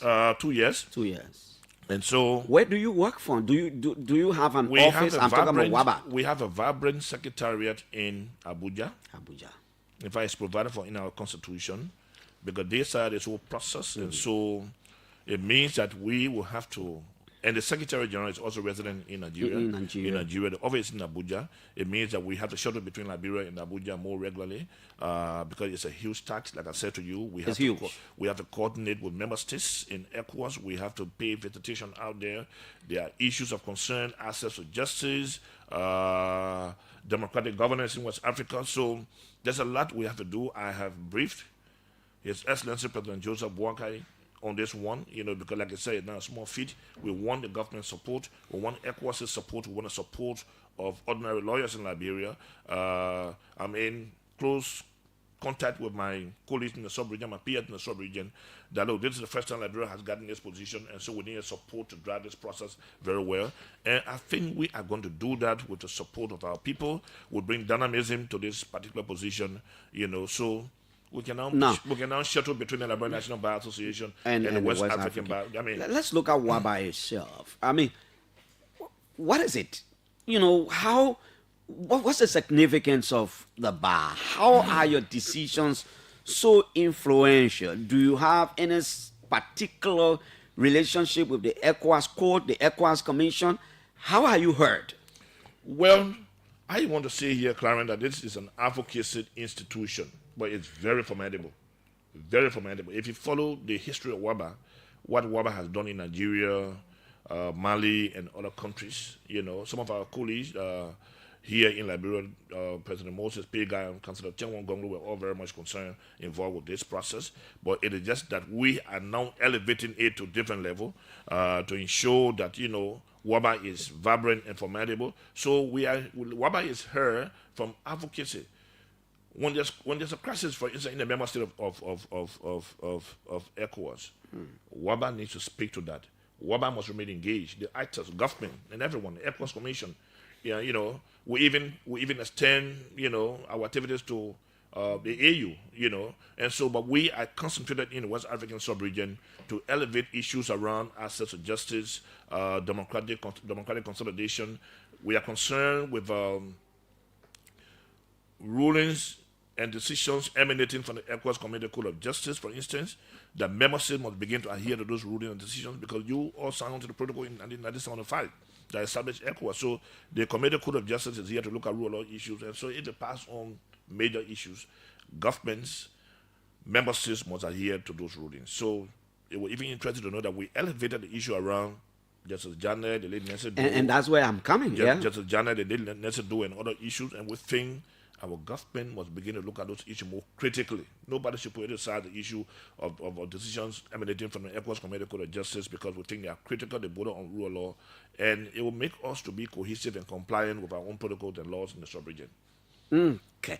Yes, that's because a lot of times the ECOWAS Code of Justice will rule and a particular country who is a member of ECOWAS will not implement the ruling and so you're basically an advocacy institution. Yeah. So you what's your relationship with the ECOWAS Code of Justice? Well, we are very close. We are very close. We are very, very close, and we have a very strong relationship. We are almost like a mouthpiece of that code, because the code is there to dispose of matters brought before it, by individuals, member countries, and in the sub-region. So we think if you appear before the court, there's issue concerning Liberia, you make a case, and then you lose that case, and the court indicates that you must enforce that ruling. I think it's just healthy, consistent with law to enforce a ruling. But it is unfortunate it's now in Liberia, but we want to start our own country here, and that's why I will continue to have conversation with His Excellency. Have you started those conversations now? Well, yes, we've started informally. Recently, we talk about this, and I think we'll continue to talk about this. There's no need to politicize the issue, whatever government in power. If there's an issue around Justice Cabinet General, for instance, I think you call him, have some conversation with him, But what I hear, there's no conversation between him and the government, and I think the government must begin to hold conversation with Justice Janet, the Doe family, and all these people who have some rulings and decisions from the court, so that Liberia can be seen very compliant in the sub-region. And so we are here also from our engagement meetings in member states. For instance, we are concerned about the issues in the Sahel. We are concerned about democratic consolidation. And so to see the military taking over in Burkina Faso, Mali, and Niger is a matter of concern for the WABA leadership. And we are finding a way to remain engaged with those countries to see what can be done, So it's going to be a very huge process. And so Liberia now has the opportunity to make itself strong with a consolidated leadership at the level of WABA to make sure that some of the rural issues that confront the sub-region are addressed. And so we can't do it by ourselves. We have to do it through collaboration with, like you said, the ECOWAS Commission. We do it in collaboration with member bar association because they are in those countries, practically present. By working with them, we ensure that the issues around. There was an issue recently with the suspension of the Chief Justice in Ghana. It's still on. We are quite concerned about that. We're trying to find a way to hold a meeting with that leadership to see what can be done. Of course, we have to be conversant with the laws of this country very well. That's why I come in. Do you consider the constitutions of those different countries? Because yes. I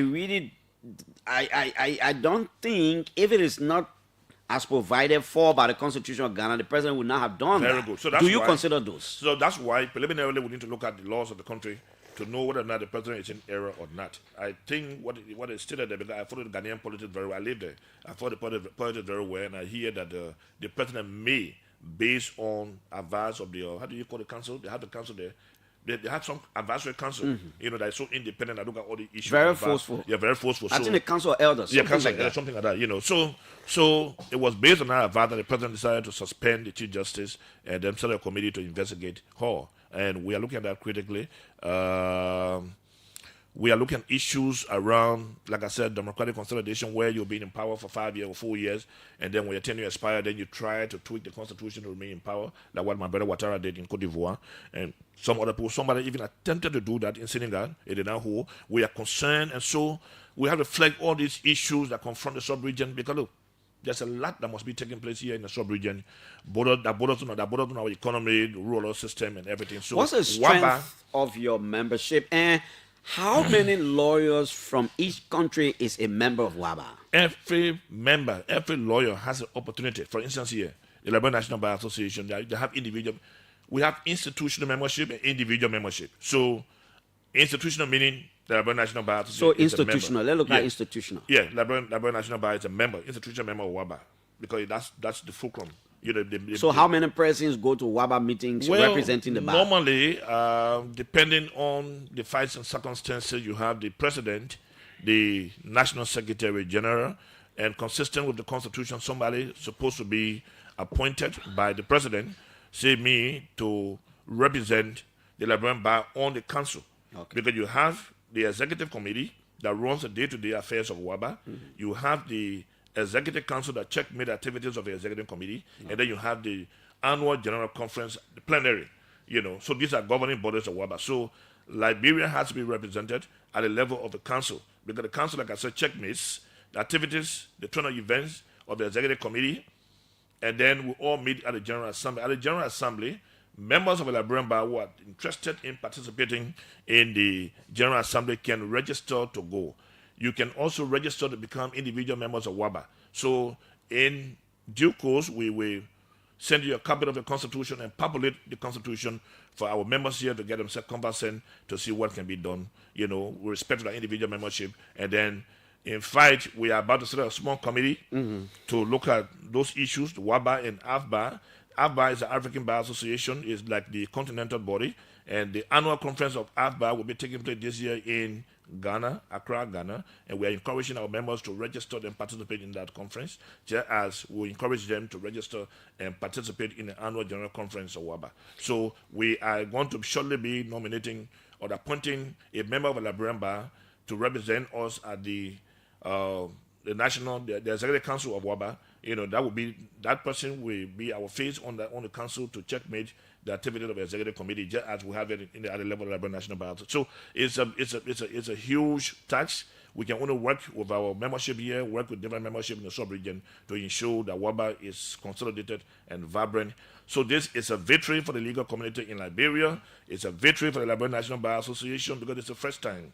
This is the first time a Liberian lawyer has, ascended to such prestigious position at the level of a sub-regional organization. He's Councillor Bonard Varman. He's president of the Liberia National Bar Association and president of the West African Bar Association. He's our guest this morning. We're talking WABA.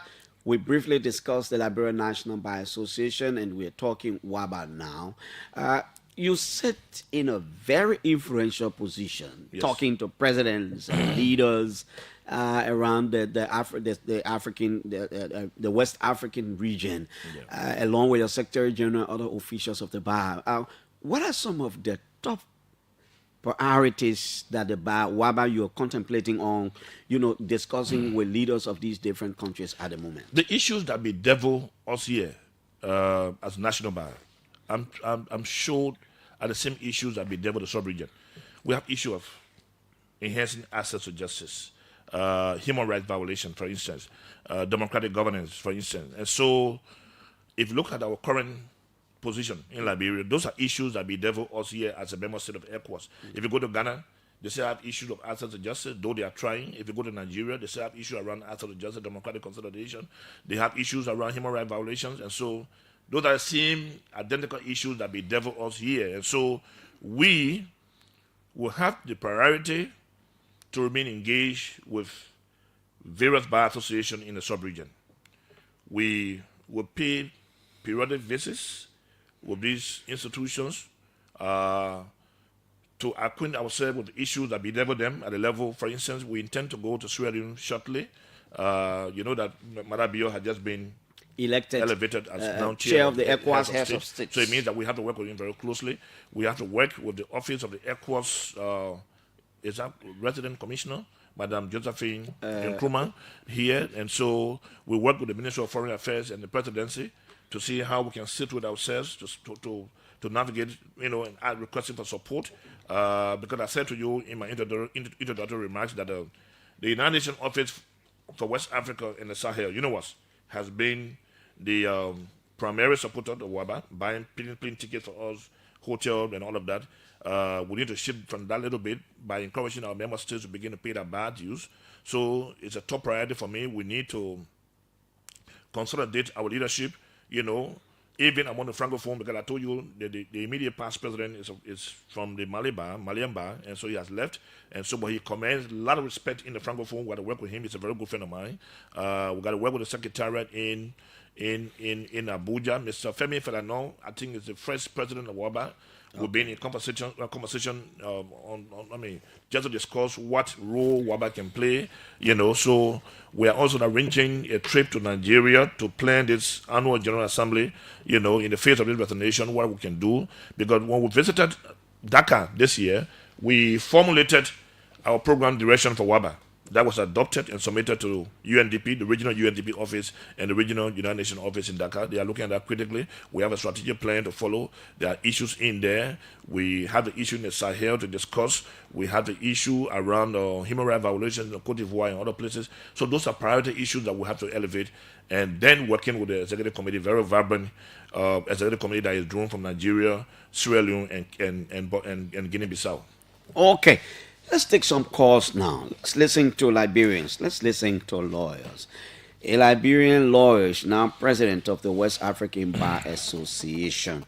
You can call us now on 0777700995, 0555-026995. You listen to Councillor Bonant Varma talk about WABA extensively. It's Monday. How did he come to being the president of WABA? And all these things. Let's hear you. Good morning. Good morning. Yes. Good morning, Clarence. How you doing? Yes, I'm okay.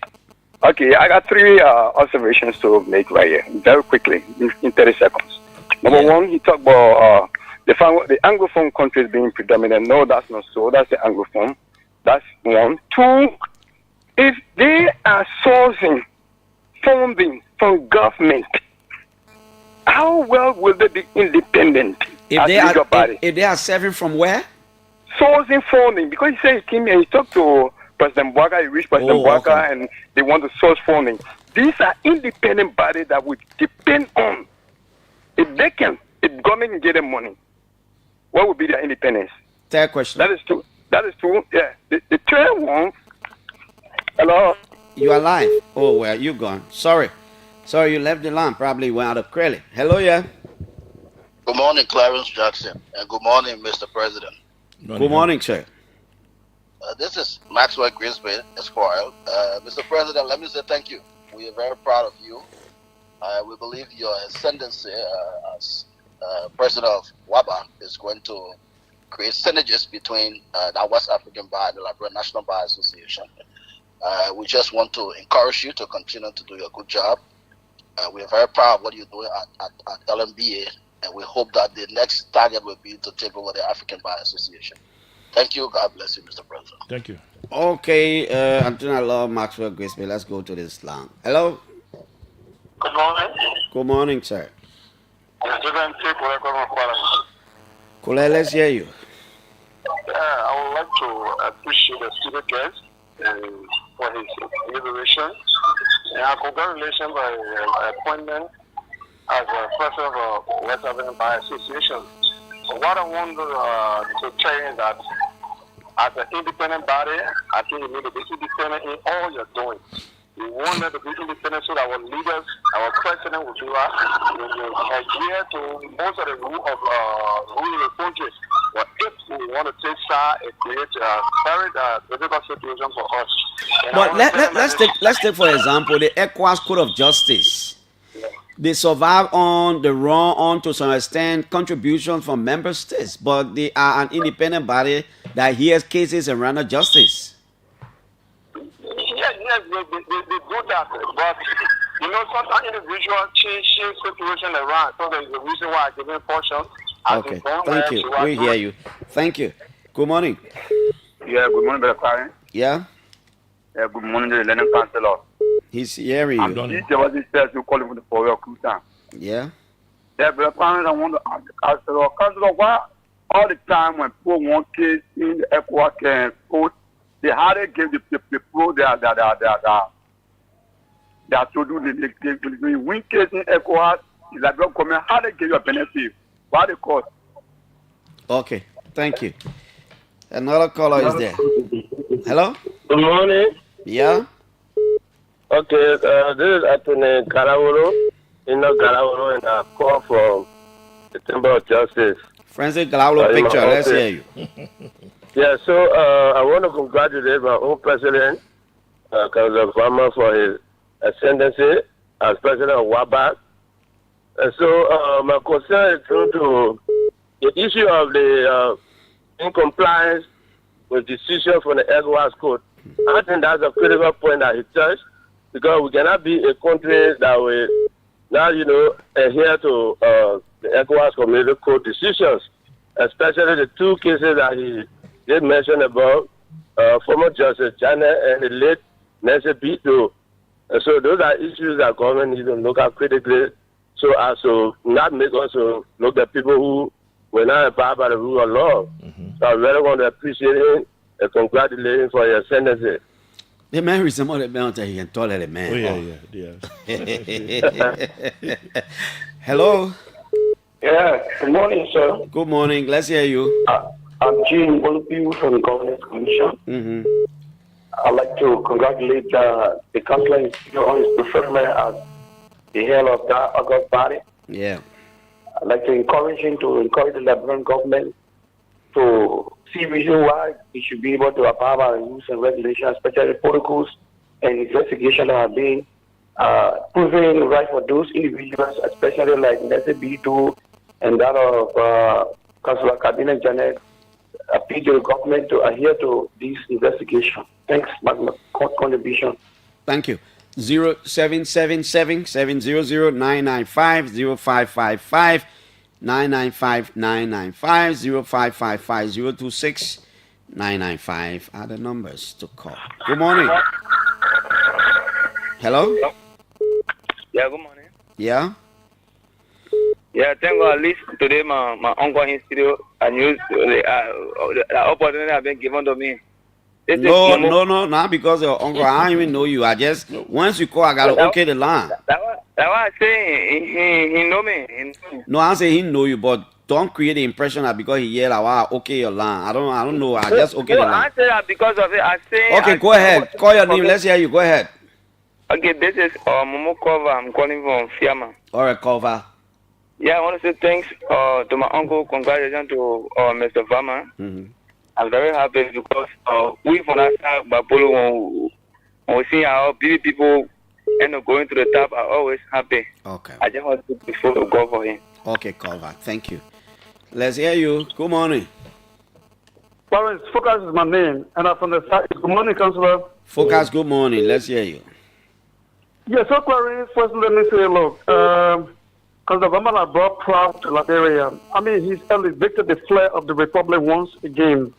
So we want to say thank you to the Liberia Bar Association that make a wise, prudent, and quality decision that today Liberia be represented outside. The second thing I want to say, Clarence, look, meeting with head of states is a sign and act of coordination in terms of working. It doesn't project compromise. It doesn't project anything. No any legal body, even the Supreme Court, that can work in isolation without coordination. We have to understand this. So when Councillor Bass and Baba said, we met with President Boyka, you have to brief the president. There's a regional concern. It's not just about Liberia and beyond Liberia. So we should stop projecting politics into legal issues. The last thing I would like to say, look, it is important for us to, the president to do all, have a stake in it, not only here alone, like you said, individual can become a member. I want to ask a question as I conclude. Is there any means through which the body can generate resources in terms of revenue generation by itself? And what is it intended for? Thank you for the opportunity. Thank you. Let's hear you, then we'll go back to him. Final call. Hello? Yes. Good morning, Piso. Good morning. Good morning to the president of the Liberia National Park Association and that on the continent again. Yeah. I do not know him in person. I'm testimony valid on the same Western region. But I want to say thanks a million for adding legalistic value across the globe. But I love the issue when you say we commend the commendable and condemn the condemnable. So it means that you are not just the president of the bar nationally, but internationally that you have a say cross-border advocacy. So I do not want you to cease and only focus on Liberia, but I also want you to do it professionally in addressing some of the issues that are confronted around the globe, in Africa, and in Liberia, particularly under the rule of law. Thank you. Let's go back to Councillor Varma. Councillor, two things keep coming up. One thing keeps coming up. Adherence to the rule of law in the context of individual countries, respecting rulings from the ECOWAS Court of Justice. Let me start by saying, thanks to all the callers. I think they've been wonderful callers here. The accommodation dominated everything here. Thank you. And we are motivated by those accommodations to do our best at the level of the Liberia National Bar Association and the West African Bar Association. What I must state here is that if you look at international organizations, Liberia's quota is very low. The other day I was in Addis Ababa, Clarence, and I met the folks at the embassy there in Ethiopia. And they were encouraging us, but man, you're president of the bar, you need to go back to encourage our people to begin to submit applications for different portfolios at the level of AU, ECOWAS, Mr. President, all of that. So I'm sorry to interrupt, but these people sometimes they have sleepless night out of Liberia to call us, so it's good we take them. Let me take this foreign call. Hello? Good morning, Mr. Danchin. Good morning. And good morning to the councilor in studio. Thank you. I think it is about time that Liberia celebrates and then our country, the issue people are raising about independence is not only unique to Liberia. But we really emphasize on Liberia because in our country, we really don't understand or we don't know how to distinguish professionalism from friendship and coordination. If you understand the definition of professionalism, you understand that professional people do their work regardless of friendship, regardless of coordination, the exercise, and level of professionalism. So we want to say thank you to the councilor for making Liberia to be one of the countries in Africa, in West Africa, to produce or to have a portfolio. Thank you very much, councilor. Okay, thank you. Thank you. I thought it was good to get you there from Minnesota. Yes, councilor. So, like I was saying, Liberia's quota is quite low in international organizations, so ECOWAS, AU, and all these organizations. So we must begin to make some strides in that direction. We have the competence here. We have the qualifications here. Liberians are great. Some of us have gone to some of the best schools in America, Europe, and other parts of the world. And so we must now become adventurous in submitting application. There are a lot of jobs coming up here and there. And of course, the Minister of Foreign Affairs must begin also to look at this because we need to increase our quota. Liberia is a very staunch member of these organizations. And so by encouraging our membership, the Liberian citizenry to, begin to participate in issues around, job application for them to be incorporated, something that we must begin to do. Critically among the concern is how does WABA generate revenue? Consistent with the constitution adopted last year in Cotonou, Benin, member states of WABA are supposed to pay their annual BAD dues to the leadership, and we are looking at that, and those are issues of concern for me preliminarily. We need to go around the sub-region to, energize our people, to let them know that we bring new drive to the process, and so they must begin to comply with the constitutional provision that requires them to pay their bad dues. On the question of independence, let me state here emphatically that we, just as we've done with the Liberia National Bar Association, we will do that with WABA, to keep WABA afloat, to make sure that WABA is independent.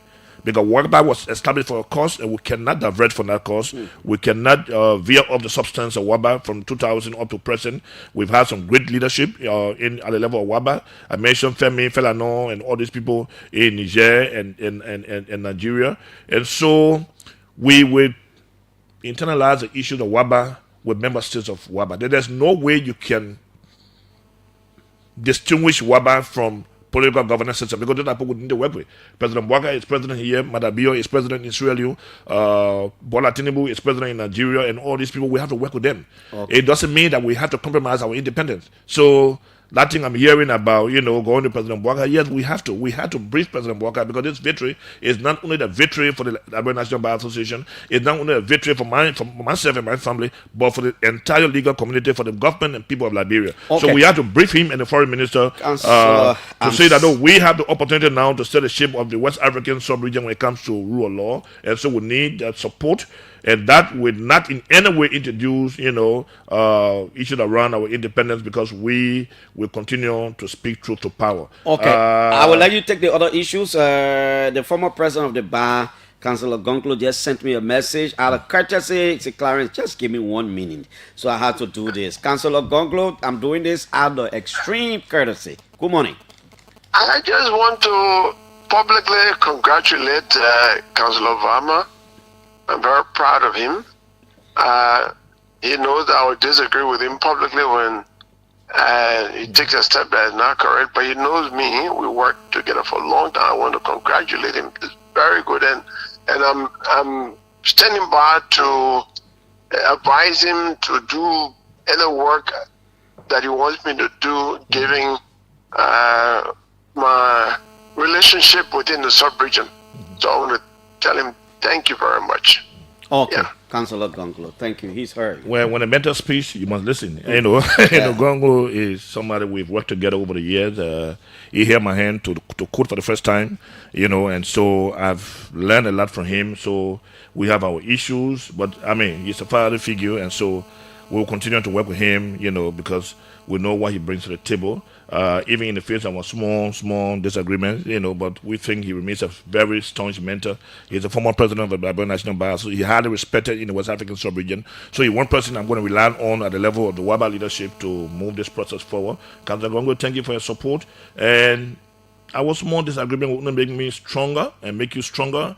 You are a big brother. I respect you so much. And so it's healthy for our conversation. So there was another concern about the ECOWAS code. We are quite concerned about this, and I don't even know what we can do to make these governments to begin to enforce the rulings and decisions of the ECOWAS Committee Code of Justice. I've started the conversation and will continue beyond Liberia.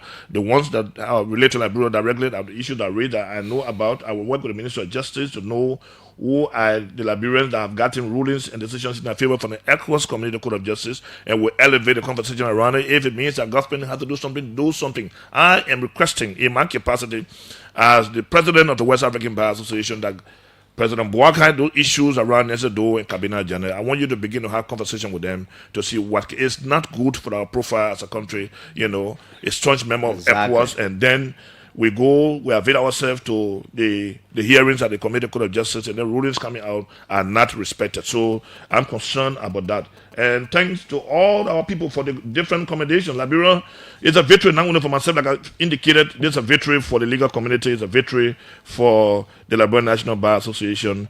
It's a victory for democratic consolidation. It's a victory for rule of law. It's a victory for enhancing access to justice. And we cannot do it by ourselves, but through collaboration with everyone. So we're going to rely on advisory opinions from people who have the expertise. We will work with our colleagues in the sub-region to elevate issues around rule of law. Liberia here, we are still bedeviled with a lot of issues around customary justice, and I think those are issues we'll begin to talk about. The bar itself is working on those subject matters, and so Liberia is now beginning to take its place among the community of nations, and so this is the beginning. Somebody say, yeah, you are the first Liberian to occupy such a very prestigious position. Well, I don't know how it came about, but I can only encourage our citizenry, government officials, civil society actors who go out there to represent our country must do their best to portray the image of our country. Liberia is highly respected, as you can see for yourself. Even at a level of African Bar Association, we'll continue to talk rule of law on the African continent. So, and Clarence, I just want to thank you for the opportunity. You have been always concerned about these rule of law issues. You and your staff here at OKFM are doing a great job and will remain progressive partners to ensure the issues are multiple. There's multiplicity of issues that bedevil our rural law system, and continue to flag those issues. And the bar has a role to play, WABA has a role to play, civil society has a role to play, all of us have roles to play. And so, and this is the only place we have to be. This country, our common denominator is Liberia. Let us disagree on all the issues, but then continue to strengthen our democratic institutions because they have pivotal role to play in enhancing our democratic system. So I want to thank you. So we are ready to work with our executive committee. Like I said to you, it's a very ambitious executive committee drawn from Nigeria, Cape Verde, Guinea-Bissau, and Sierra Leone. We are looking for support, and those who were saying we don't have to get funding from government, I disagree with you openly. For instance, the Liberian National Bar Association, we are starting conversation now for the LNBU to get subsidy from the government of Liberia. Why do I say so? The Liberian National Bar Association was established in 1907 by an act of the Liberian legislature. It has nothing to do with compromising our independence. There are issues that the bar can do, the government cannot do it. And that's the reason why when the bar was left out of the process to formulate the arrest agenda, we flagged the issue because we think the bar has a significant role to play. We are the competent authority here to elevate issues around rule of law. So if you leave us out of the processes, the consultation, then there's a problem. And that's why normally governments don't do better when it comes to rule of law, because the bar has a role to play. With my WABA ascendancy, I'm going to flag those issues. We're going to have conversation with members of the public, the international community, to ensure that WABA is kept afloat, and what we need to achieve as a mandate will be achieved under the constitution of WABA. Okay, working with all of us in partnership to ensure rule of law issues are addressed. Take away. It's Councillor Bonan Varman, a Liberian lawyer, president of the Liberia National Bar Association, former vice president of the West African Bar, extended to the presidency. We're proud for all of us, proud for our country. We're proud of ourselves. Whenever we want to get into things, we get into it. Councillor, I'd like to say thank you so much for coming this morning and all the best. Thank you for the opportunity. Okay. So this is how I let you go, and I'm going with the hope that tomorrow we'll be back here with the Tuesday, June 24th edition of the show. Thanks to all of you for always listening.